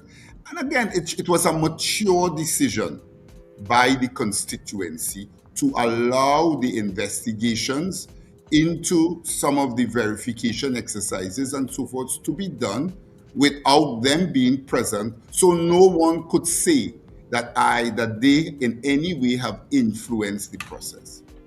So good decision. Do you see what is taking place in San Fernando East happening in any other constituency at any point in time in the future or in the near future? Well, I would hope that the party, after all of this settled, that I know there's a constitution, I know, and there are some types of code of conduct. In every crisis, something must come out of it positively. But I know that there is no party, as somebody taught me, there is no party, no opposition party in which there's indiscipline ever gets back in power, and there's no government party where there's indiscipline ever stays in power. So one of the contexts of being a political party is that you must have discipline, and people must have consequences for their actions, right? And people must be prepared to say they're sorry. At the end of the day, I will hope, by virtue of how the leadership deals with this matter, it will send a signal whether other constituencies and other people who are contemplating this type of action, what they will do or don't do. The party, after 7 years, is bigger than any particular individual. And therefore, Mr. Manning, all right, and when it is the Mr. Manning, based on his approach, this should not be condoned in a disciplined political party. Now, let me be clear. If any member of a political party believes that there is corruption that is happening, I do not condone corruption. I have no problem. Bring it, bring your motions, deal with the matters, all right, and engage the organs of the party. But I don't think the approach being taken by Mr. Manning as a member of parliament, having engaged the party. Well, Mr. Le Hunte, I mean, you are not, I wouldn't say totally blameless in a situation where issues have arisen in a party where you haven't spoken. No, we know that. And I mean, how would you compare the situation with yourself then and Mrs. Jennifer Baptiste Primus, who is now a deputy political leader, by the way? How you all treated with certain situations in the last government at General Council and so if that made it into the public domain. No, listen, again, in this we have to recognize that the party itself, and this is my view, listen, this whole discipline, people can't speak out. What happened in the party, how the party operated before 70 years when there was one radio station. Today, somebody could have a radio station in the living room. So access to information and communications by people is going to happen. Some party member having their views, I don't have a problem with that, as you rightly said. And they will deal with it in different ways, all right? However, when it's a matter that you feel personally about, as you said, I have taken my position. But I have always taken the interest of the party. When I resigned from politics, when I resigned from cabinet, I didn't call a press conference. I never said what was the reason. It was a personal reason, a professional difference, and I left. End the text. When I felt that there was an attack against the Constitution and Dr. Rowley was making certain decisions, I said that. However, you will recall, once the general counsel, the position was that I felt that Dr. Rowley, as the political leader, did not have the authority to cancel a convention. And I said that. I thought the body to cancel convention was the general counsel. It was finally decided to take it to the general counsel. After the general counsel made the decision, that was the end of that for me. When I then said, Dr. Rowley, I do not think that the approach of letting a small group of people, of MPs, pick the next leader, whether it's correct legally or not, it is morally wrong. You need to let the party be part of that process. All right? That was my position. At the end of the day, I was outside of Parliament, or of the General Council meeting and interviewed. When the General Council took a position that Mr. Young, I said, I'm a member of the party, Mr. Young has been duly elected, and I use an African proverb which said, you cannot cry more than the bereaved. And then I quoted Mr. Pandey, wake me up when it's over. All right? I packed my bags, I left the country, and I went on a tour around the world. End of text. Right? At the end of the day, there is a time and there is something. I have no problem. I probably lean a little bit that at the end of the day, you could have a view. Mr. Manning is entitled to his view. But once you engage the party's organs, because you are there, I was never a member of General Council, so I couldn't have engaged it. I was asked my view and I said my view. But once General Council make a decision, you are a member of a party. It's either you decide I am leaving the party, right? Because I don't like the decisions that you all are taking and I can't live with them. Or you fight within the party and you gain support within the party for your actions. That's what politics is about. It's the art of influencing. And if you can't influence members within your party, then you're in the wrong profession. Yeah. So nothing is wrong with people having a view. Nothing is wrong with that. But I am not going to stand and talk about corruption and pass accusations against my colleagues unless I have evidence to support it. And strong evidence of that too. And strong evidences to that. I mean, and you're saying, and how could you be and standing up and saying what Penny, the political leader, either do not want to address it or incapable? I mean, come on. When the political leader was the one that told you, Mr. Manning, you seem to have a problem. I can't just walk down there and fire. The people of San Fernando West have elected Patricia Alexis as their chairman. As the political leader, not because you do not like her, I could walk down there and say, I am firing her. That is not how it works in our constitution. You have a problem, bring it, write a letter to the general executive, and the political leader understand. The political leader within the PNM, if the political leader wanted, it provides in the constitution for when that letter was written, the political leader in her sole discretion could have said, this is rubbish and get rid of it. Our constitution allows for that. The political leader encouraged him to write it, and the political leader took what he was saying and put a process in place to investigate it. Come on. What more do you want? At the end of the day, clearly you want to be the political leader because you are now challenging her decision. And that is not acceptable. Well, you know, maybe the right thing to do at that point in time was say, this is rubbish and get rid of it. Well, she could have done that. But again, if she had done that, could you imagine what Mr. Manning would have been saying? Because she didn't do that. She entertained it, put a process in place, and you are now saying that, well, I'm not taking you on. No, what you want me to do is that you wanted me to act in a certain way that you wanted.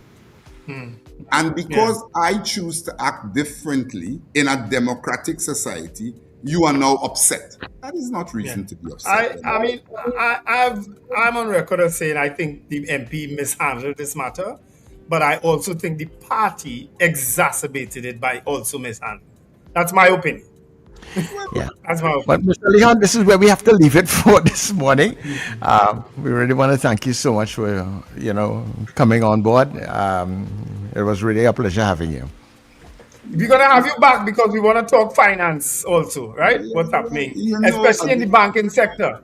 Boss, I apologize, as I said. I apologize to you and I apologize to the listeners for not showing up yesterday. It was an emergency. I don't want to go into my personal emergencies on national television, but I hope my credibility is such that you will accept that it was an emergency. If you're in Ghana, you are excused. Right?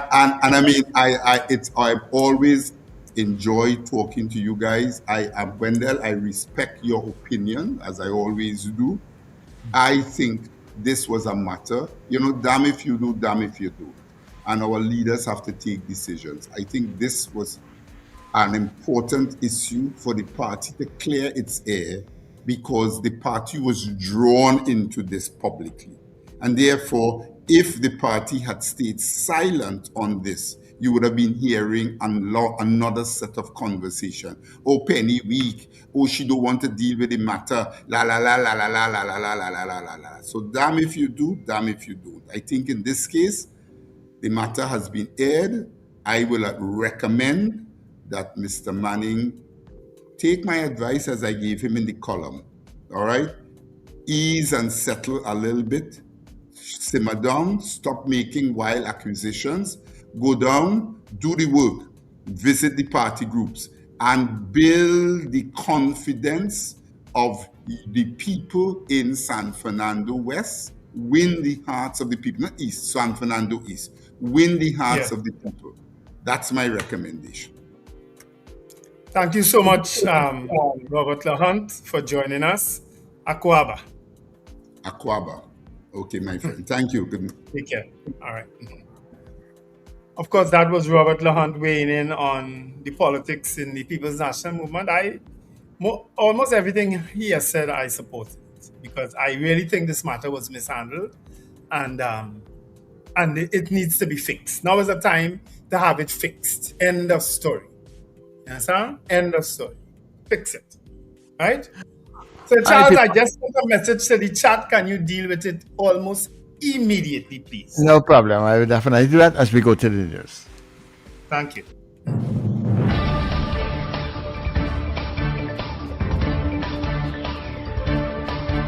The news you need, the clarity you deserve. Local, regional, global. This is Net Radio News Now.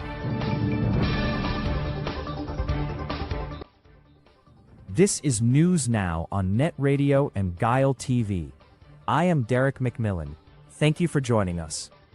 The People's National Movement says no evidence was presented to support corruption allegations made by San Fernando East MP Brian Manning or constituency chairman Patricia Alexis.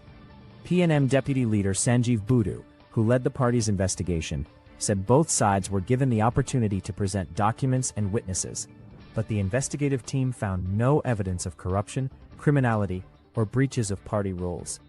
Boodoo said Manning had indicated that his allegations were based on newspaper reports, but no newspaper clipping was submitted as evidence. He said the party's investigation has now moved from the inquiry stage to resolution, with a verification exercise involving San Fernando East party groups expected to be completed by Friday. Boodoo also rejected Manning's claim that the PNM had ignored his concerns, outlining several steps taken since both sides submitted complaints in June. PNM Chairman Marvin Gonzalez said party leaders will meet with constituency groups today to provide an update. Economist Dr. Indira Sejawan says changes to state boards after a change in government are normal in Trinidad and Tobago. But new appointees must have the skills and experience needed to lead effectively. Speaking on CNC3's The Morning Brew, Sejawan said governments typically appoint directors who support their policies and vision. However, she warned that political alignment should not come at the expense of competence, saying the public should question appointments that do not meet the required standards. Sejuan, who sits on the central bank's board, said concerns should arise when individuals lack the qualifications or experience for senior positions. Using First Citizens Bank as an example, she said the movement of executives between roles should not automatically be viewed as political interference if the individuals involved are qualified and experienced. Sejuan urged the public to remain both trusting and critical of the appointment process. Suniti Maharaj is warning that ethnicity is being used as a political strategy to divide Trinidad and Tobago. The former independent senator and head of the Lloyd Best Institute says the issue involves race and class, but should not simply be labeled racism. She says the fact that people are allegedly being paid to promote division suggests the strategy is coming from political leadership. Maharaj also warned that social media does not always reflect the reality of everyday life, saying greater interaction among citizens could reveal how much the country remains connected. Her comments follow a call from NCIC President Suraj Deo Mangaru for the reinstatement of the Race Relations Committee. Historian Dr. Jerome Tilak Singh supports the idea, but says race must also be examined alongside class and religion. He believes efforts to improve race relations must go beyond a committee and include sustained community work and social media outreach. A police constable attached to the Kuva police station has been charged with possession of ammunition following an intelligence-led operation. Police said the off-duty officer was intercepted along the southern main road, Kuva, on Monday night. A search of his Nissan Sylphy allegedly uncovered a black plastic bag containing 10 rounds of 9mm ammunition. The officer was detained and taken to the Shibwanas police station. Police also searched his home and locker at the Kuva police station, but said nothing illegal was found. On Tuesday, the Director of Public Prosecutions instructed that the officer be charged with ammunition possession. The TTPS said police officers are not above the law and stressed that any officer suspected of criminal conduct will be investigated and, where appropriate, prosecuted. Country music legend Dolly Parton has died at the age of 80. Parton died peacefully in Nashville on Tuesday, August 25th, according to a statement from her family. No cause of death was immediately disclosed. Known as the Queen of Country, Parton rose from humble beginnings in rural Tennessee to become one of the world's most celebrated entertainers. Her career spanned more than 6 decades, producing timeless hits including Jolene, 9 to 5, and I Will Always Love You, which became an international hit for Whitney Houston. Parton was also a successful actress, appearing in films including 9 to 5 and Steel Magnolias. Beyond entertainment, she built a major philanthropic legacy. Her imagination library provides free books to children around the world, while her Dollywood theme park became a major attraction in Tennessee. Parton leaves behind a remarkable legacy in music, film, business, and philanthropy, and generations of fans who grew up with her songs.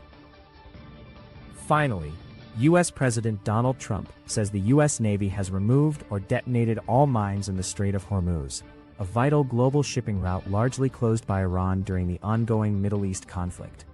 Trump warned that any vessel laying new mines would be immediately and systematically destroyed. Iran has not commented on the claim. The closure has caused major fluctuations in oil prices, with about 20% of the world's oil and liquefied natural gas previously passing through the strait. Meanwhile, U.S.-Iran talks have collapsed, with Washington imposing new economic sanctions on Tehran. Oman is trying to broker a temporary shipping corridor. However, Iranian officials say the strait will not simply reopen, and only commercial vessels would be permitted under the proposed arrangement. Iran and Oman are expected to continue negotiations on a permanent shipping route, while tensions remain high between Washington and Tehran.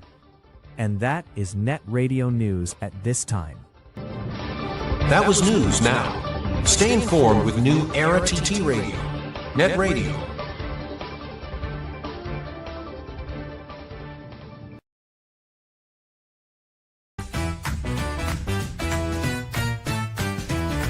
Advertise with us on New Era TT Radio, the fastest growing streaming platform for talk in Trinidad and Tobago. Audio and video ads welcome. Elevate your brand with us. Connect with us at newerattradio@yahoo.com or call us at 299-5156. Now what are you waiting for?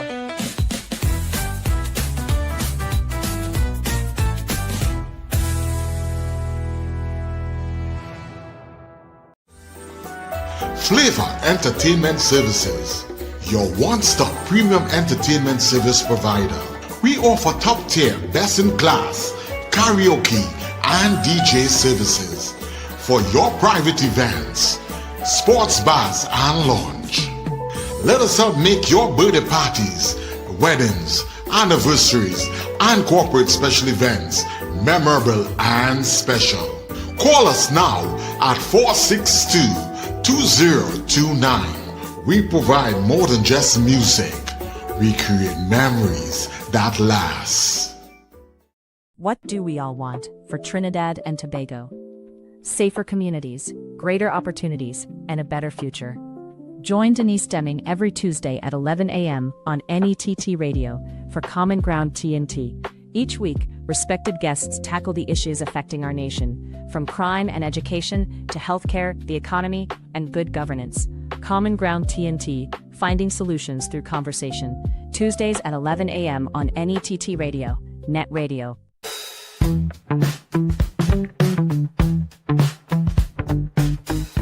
S&H Rumbox, 137 Western Main Road, St. James, for all your retail and wholesale needs for alcohol and non-alcoholic beverages.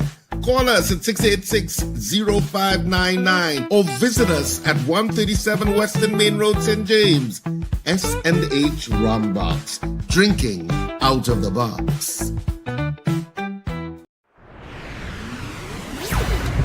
If you feel you can't sing or just feel like hanging out with your friends, but then the Big Bear Bar, Johnson Street and Southern Main Road Enterprise presents their Karaoke Saturdays each and every Saturday. Come and enjoy the fun. Bring your crew. It's live DJ music and sweet karaoke every Saturday. And this Saturday, Net Radio will be there to bring you the action live from 8 p.m. with DJ Jeremiah, Mr. Lover Lover. Come and enjoy the time of your life at the Big Bear Bar, Karaoke Saturdays, Johnson Street and Southern Main Road Enterprise, opposite Tropical Angel Hub Spaniard. And remember, Net Radio will be there live.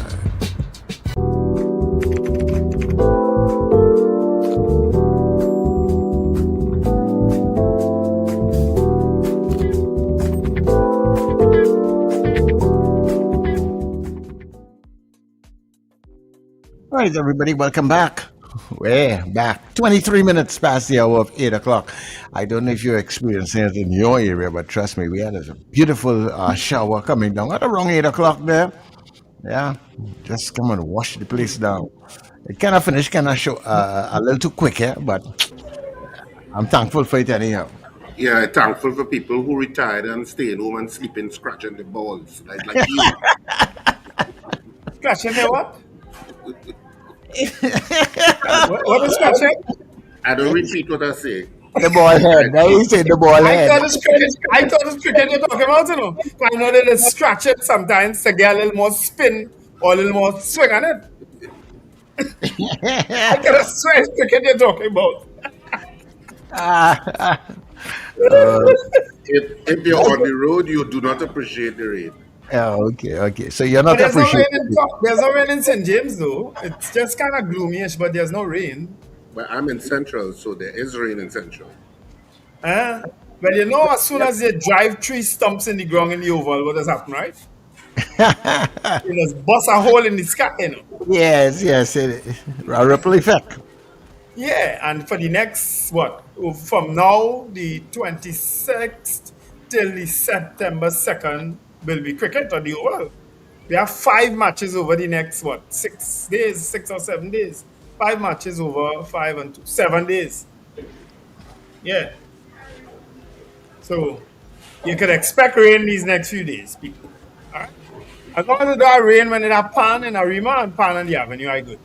Rain could fall all the other times. And of course, there's a lot of parking restrictions taking place around those areas. People? Yes. Real people, if you do have $500 extra to spend this weekend, be careful of your parking for cricket and for pan.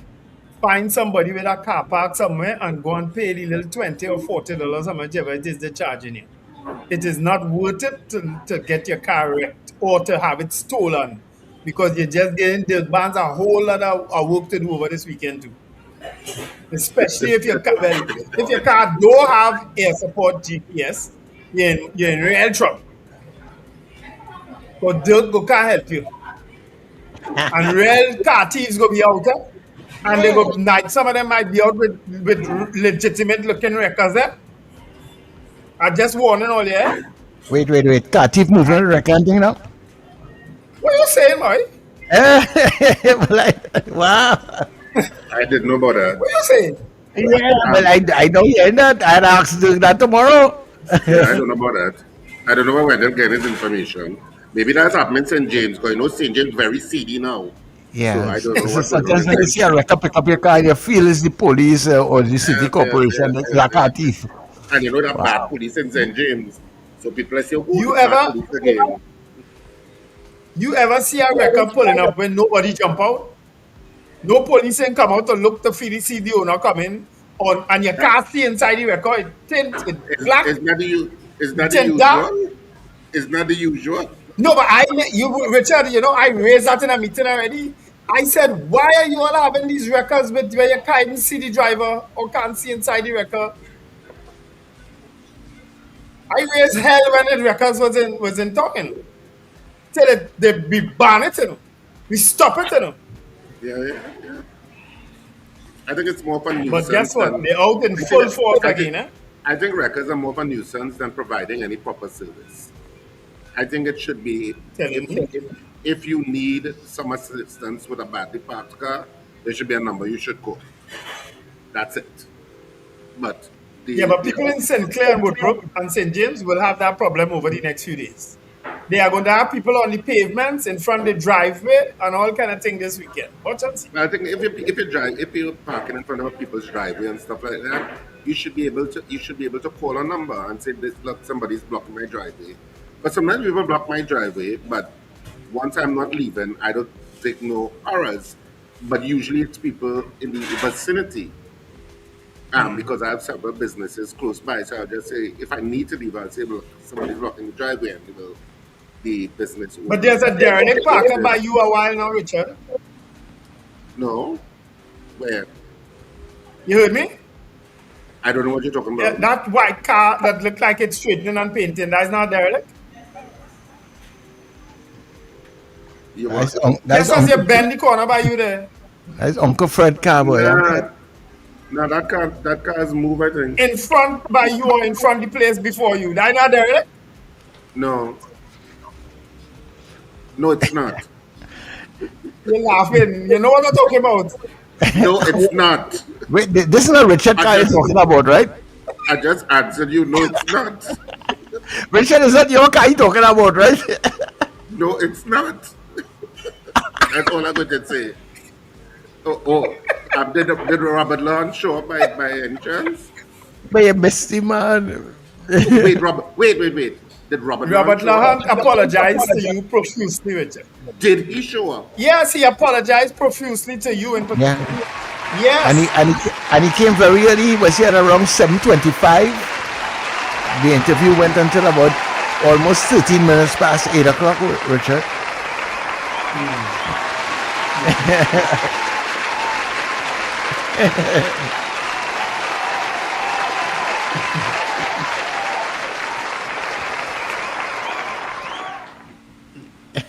All right, okay. Look, and he clarified a lot of stuff. I have to admit, it was a good interview.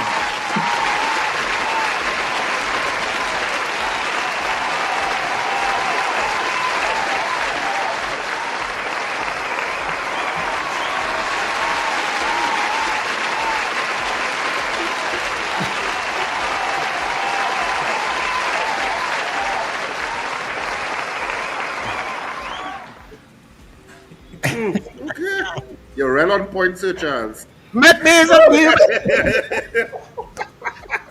Sir Charles, you're good evil when you're ready, you know. Yeah.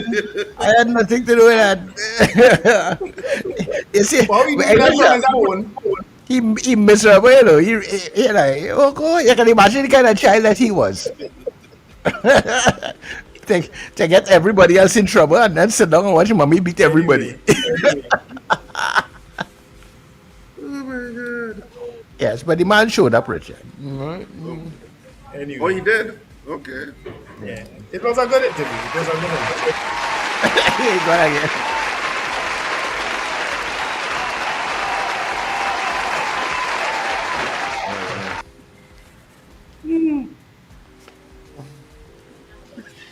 All right, people. So, any issues that you guys have to raise? Richard, any court issues? But I am still waiting for the People's National Movement to have an opinion on virtual court stopping, which I have said before is a ridiculous and retrograde step, and I don't know what the Chief Justice is thinking. You know, when Kizelle Jackson talked about it, she said that it was a government decision. But she said she was telling the government that, you know, basically a lot of remember I said so too. But it's the Chief Justice, unless the Chief Justice is taking instructions from the Prime Minister. I don't know. I don't believe so. But it's a silly decision, and it's a lot of hubris in that decision by lawyers. And I know lawyers have plenty of hubris. You know this, Wendell. You know they have plenty of hubris. And plenty. So they maybe want to ramage in court and show that, you know, they control a court. I don't think that's it. And I really don't care if they vex or not.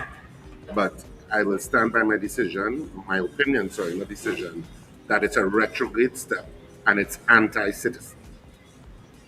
Yep. Just like so many institutions in this country are anti-citizen. That's an anti-citizen decision. That's a decision pandering to the comfort, maybe, of the egos of certain judges and magistrates and masters. But for the citizenry, it's an anti-citizen. And I don't understand why the People's National Movement has said nothing about it. I don't understand why the Patriotic Front has said nothing about it. The only person, as far as I'm aware, let me preface it by saying that, the only person I've heard, as I said, talk about it is Kizelle Jackson.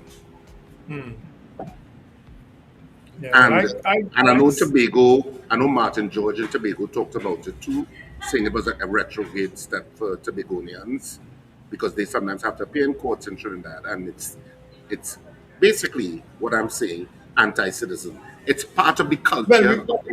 Let me finish, Wendell. It's part of the culture of institutional leaders in this country saying that good enough for them. You understand? I don't know why somebody don't write a kaiso, you know. That good enough for them. That is exactly how they treat citizens in this country in terms of the political leadership and obviously from the judiciary perspective now. That good enough for them. Take that and all the perfect. Well, Richard, you have to remember, you just said it. Both political parties have a whole bunch of attorneys there. You know. Maybe they like going to court where they could say, hey, where's the matter? All right, check my so-and-so or whatever. Or people bowing to them. Yeah, maybe they like that. It's Penelope Beckles Robinson. It's Stuart Young. It's Keith Scotland. It's Faris Al-Rari. It's Kareem Marcel. It's Camille Robinson Regis. It's Sanjeev Buru. Who else? Fitzgerald Hines. Have a few more. Fitzgerald Hines. Well, Fitzgerald Hines outdated. But it's a lot of, I talking about the current bunch. It's a lot of them there are attorneys. And nobody has an opinion. Maybe it's because maybe that's the answer yourself. You know, Wendell, maybe it's the background of the institution that I was with for so many years that I understand what the regular citizen goes through. And maybe I have that perspective. But to me, it's just a logical perspective. It's just logical. And so many countries now have hybrid systems. And especially, as I said before, I have no problem with high court, criminal, and a jury and paneling and all of that, and appearing before your accuser, etc., etc. I have no problem with that part of it. But magisterial matters, seriously? I'm feeling they're going to backpedal on it. People don't backpedal in this country, Wendell. We have brought up a culture of leaders standing stubbornly in whatever position they have. That's the culture. We don't have mature leadership in this country. Well, Richard, if I had to agree with you, if that was the case, we would have had the rapid rail, we would have had sandals, we would have had the smelter, we would have had so many other. Because the leader who wanted that lost an election and get kicked out to his own party that caused him to get sick. You know, when I say PNM, people kill Manning, always get vexed. But basically, they light the fuse that caused the demise of the man. The people he worked so hard to bring back that party from 33-3. And here now, when he called that early election and the PNM lost, they turned like vipers, you know. He was shocked. He was hurt by the ingratitude. Tell me a lie now, Wendell. Say Richard, you lie. No. I know he was hurt. A lot of elderly people in the PNM passed away right after that, you know. They were so shell-shocked and so depressed. They went into depression and they died. Quite a few PNM people died. Got ill and died.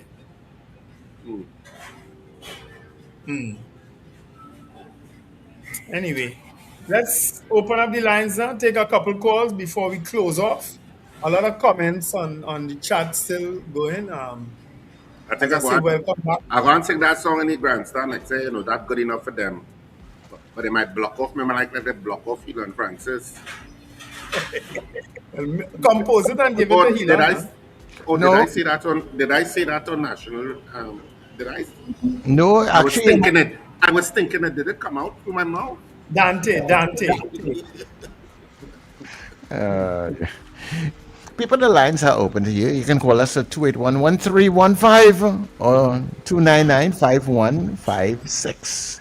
22 minutes before 9 o'clock. We have 22 minutes to take your call. So if you have not gotten in on the show for the morning, this is a good time to get here. Yeah.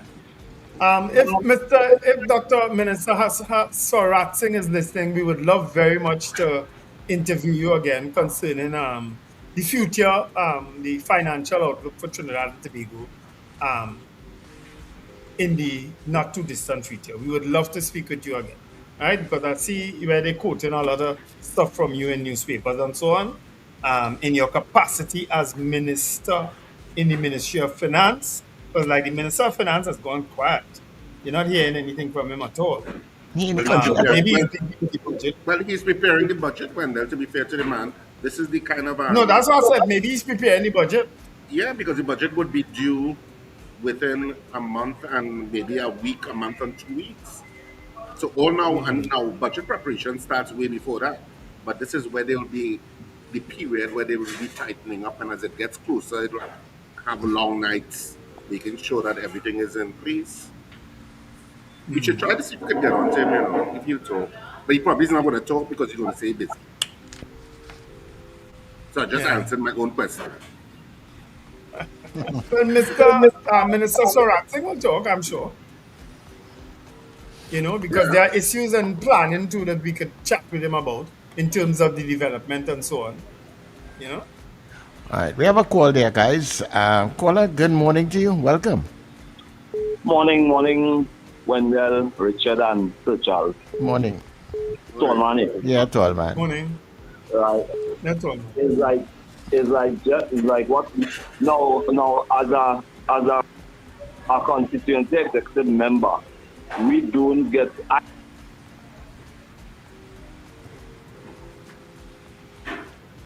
Hello. We don't get. Let me tell you something. I think there's something going on with the mobile this morning, because my internet signal was on and off when I was driving, listening to you all. I think something is wrong with the mobile this morning. Yeah, because something wrong with the internet, because we were having internet issues this morning here on the show too. You know. Somebody even commented on it in the with callers, you mean? Yeah, on the chat generally. Yeah, but in WhatsApp, you know. I think it's B-Mobile or something is going on. Because it's really difficult this morning on my phone. I was really difficult. So I believe there is a demobility for sure. Hello? Yeah. Hello, caller. Caller.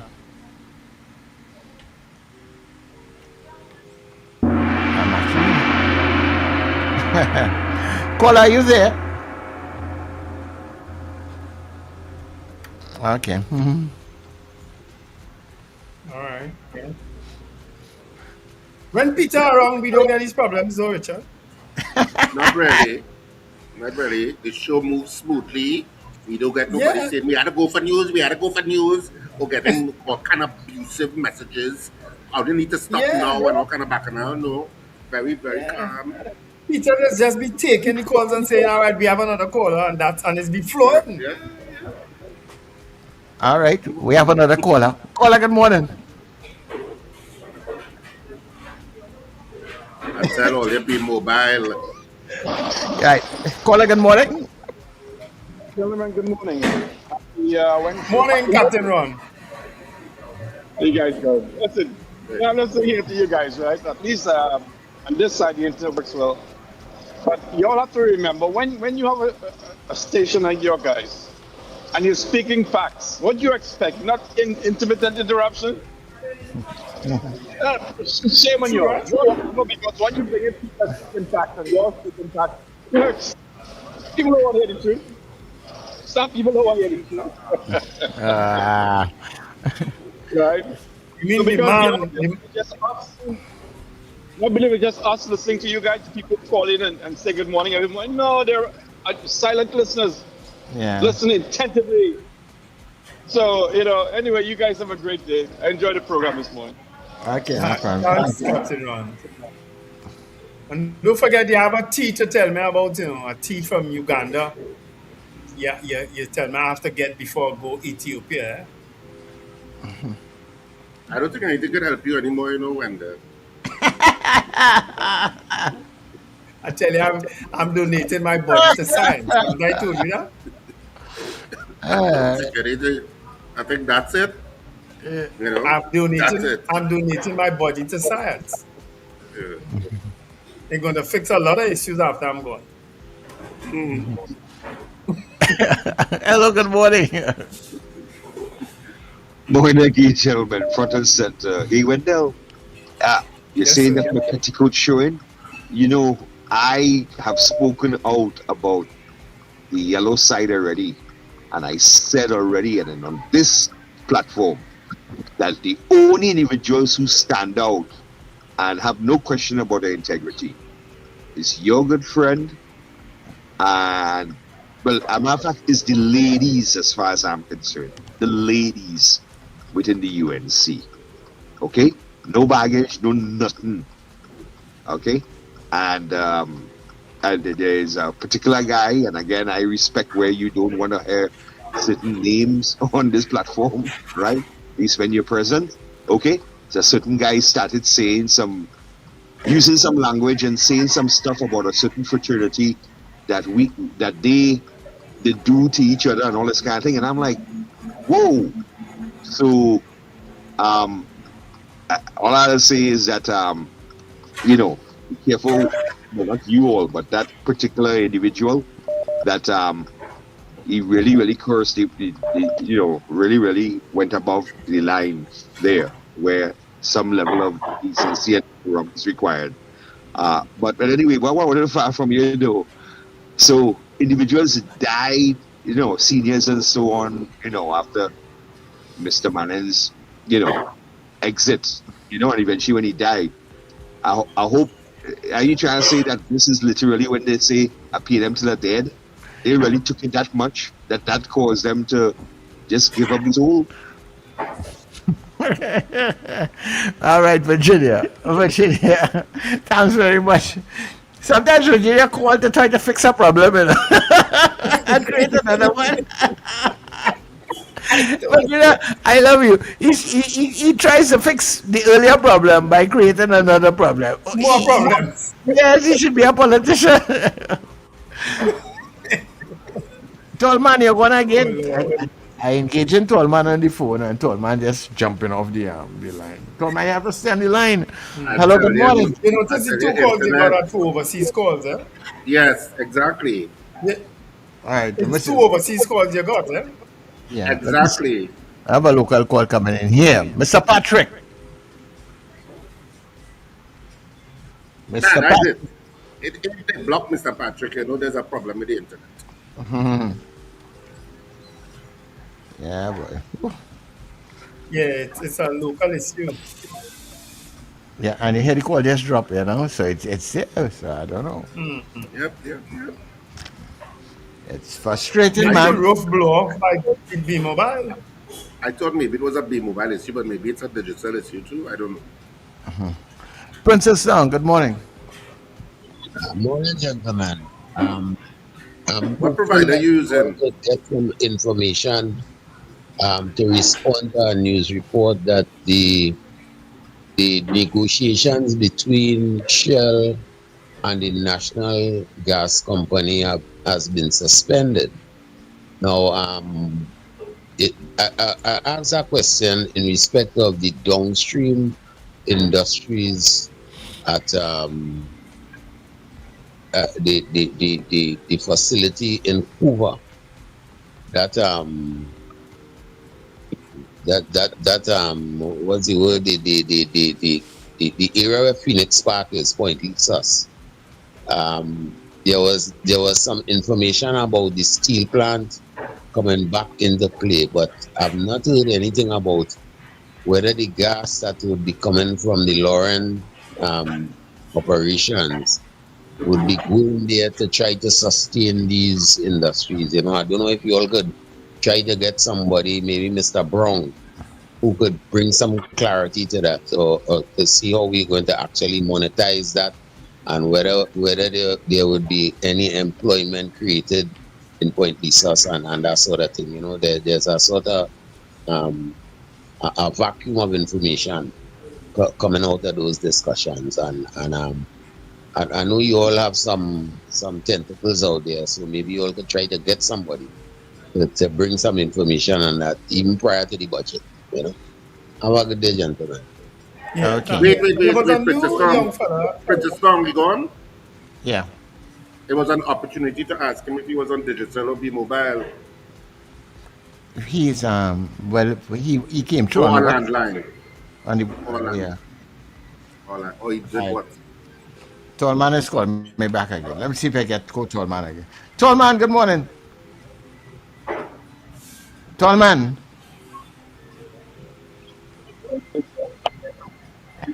Hello.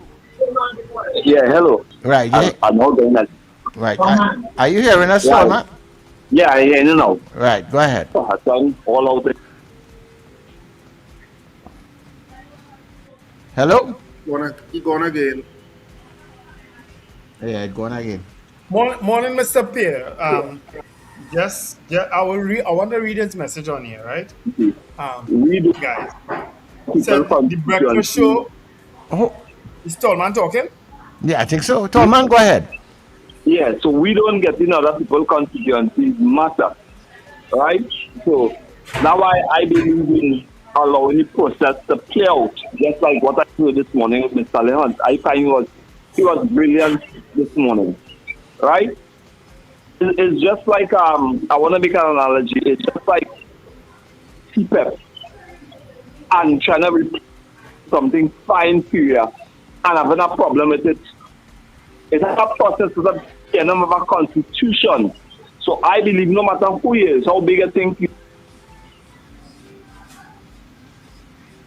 Gone again.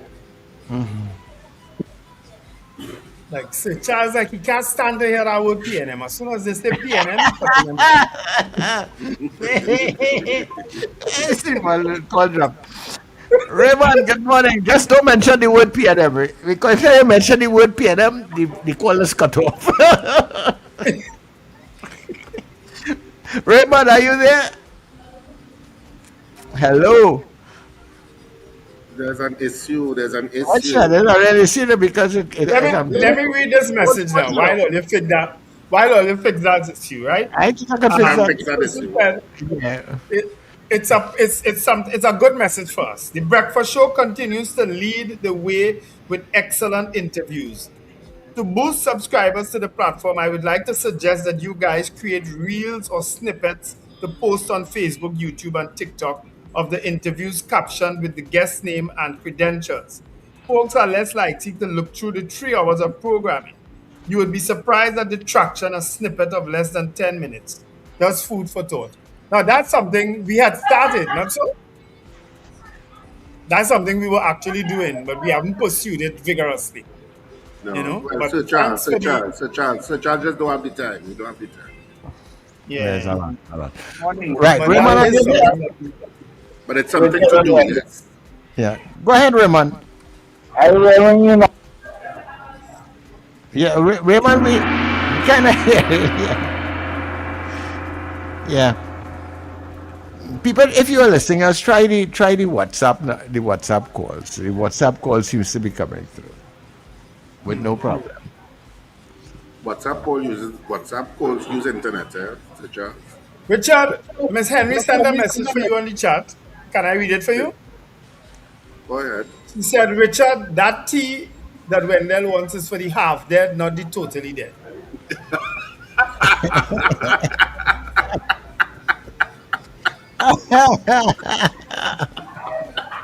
Miss Henry, you're fast out of the place. Don't insult our Richard. She know your business well. That's why that tree will grow back up in that river in Nico Martin. That tree that they cut down finally after them years, they go grow back up bigger. Yeah. Miss Henry, are not easy though. Caller, good morning. Yeah, bless good morning, Sir Charles, Richard, and Wendell. I just tested the line to see it working and it working Yeah, the properly. WhatsApp calls coming through. Yeah, Is what's the the calls other, is coming the other through? And calls the that other get in down here trouble? going like storm, rain like that. Huh. You see all us, rain. But gentlemen, great program as usual. Richard is glad to see you back on. Wendell, you too. And Sir Charles, I know you're the best of all. So you'll have a blessed one. All right, okay, no problem. Thank you very much.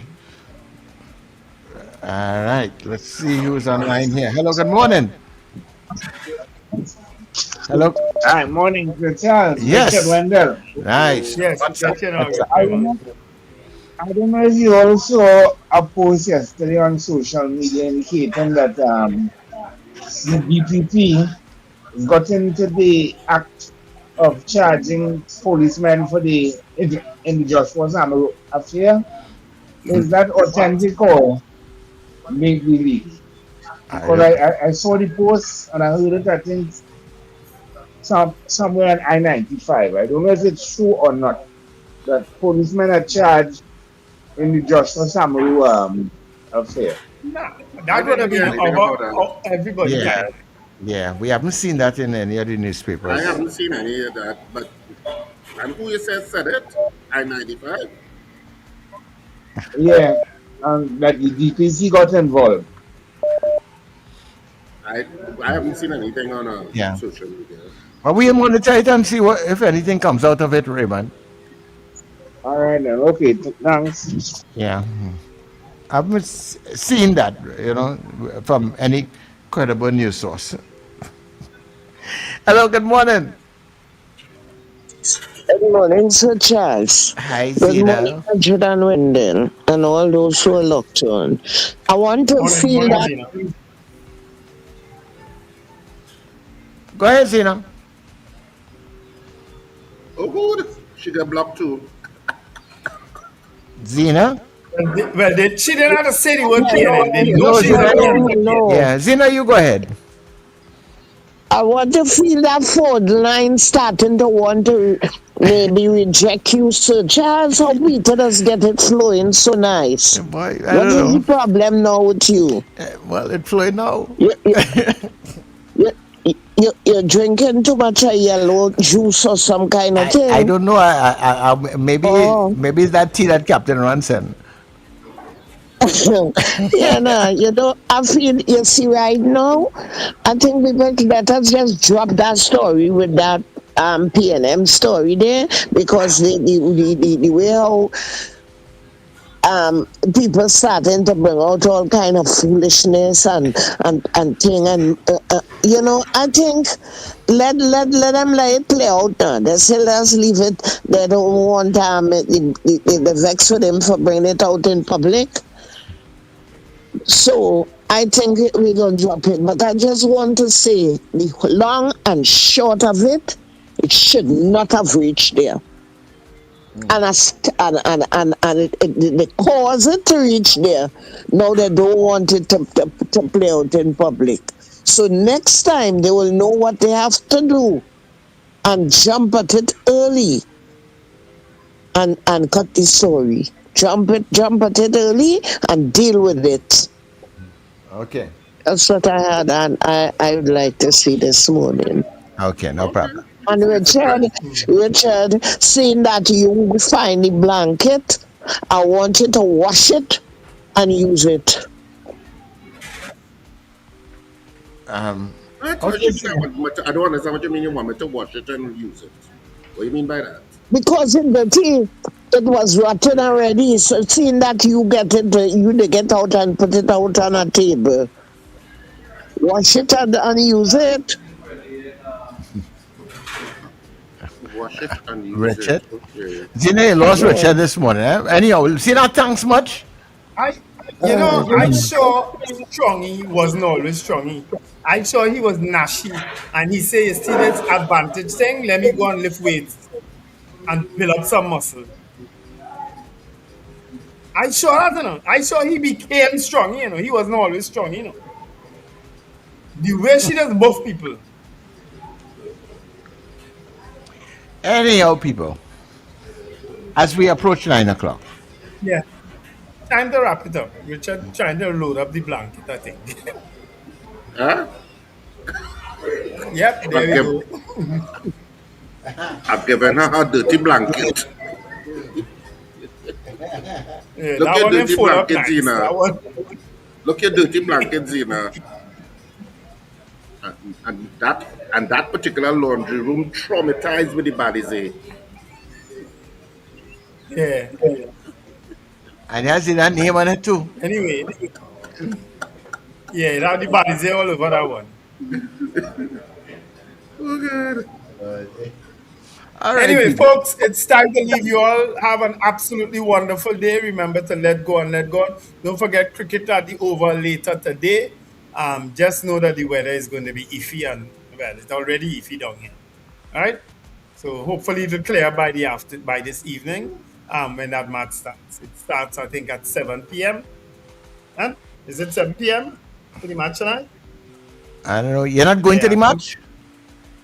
I'm not sure yet, unless somebody give me an invitation to some box. It's at 7 p.m. tonight. That's it.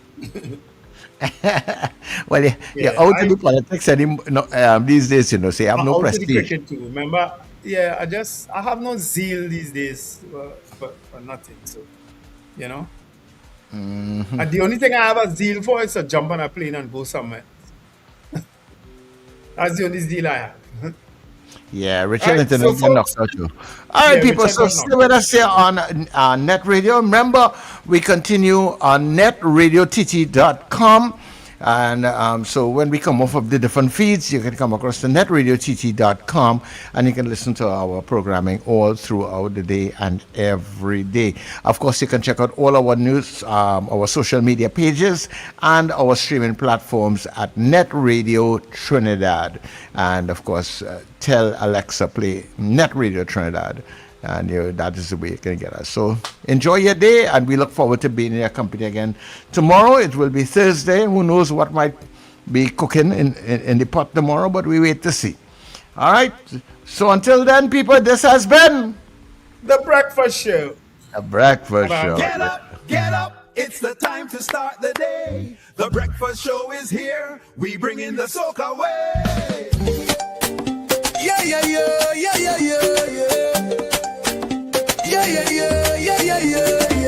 Wake up, it's a brand new dawn. The Breakfast Show got the vibes turned on. From Maracas Bay to the Savannah line. Let's start the day in Caribbean prime. Good vibes rolling through the air. breakfast show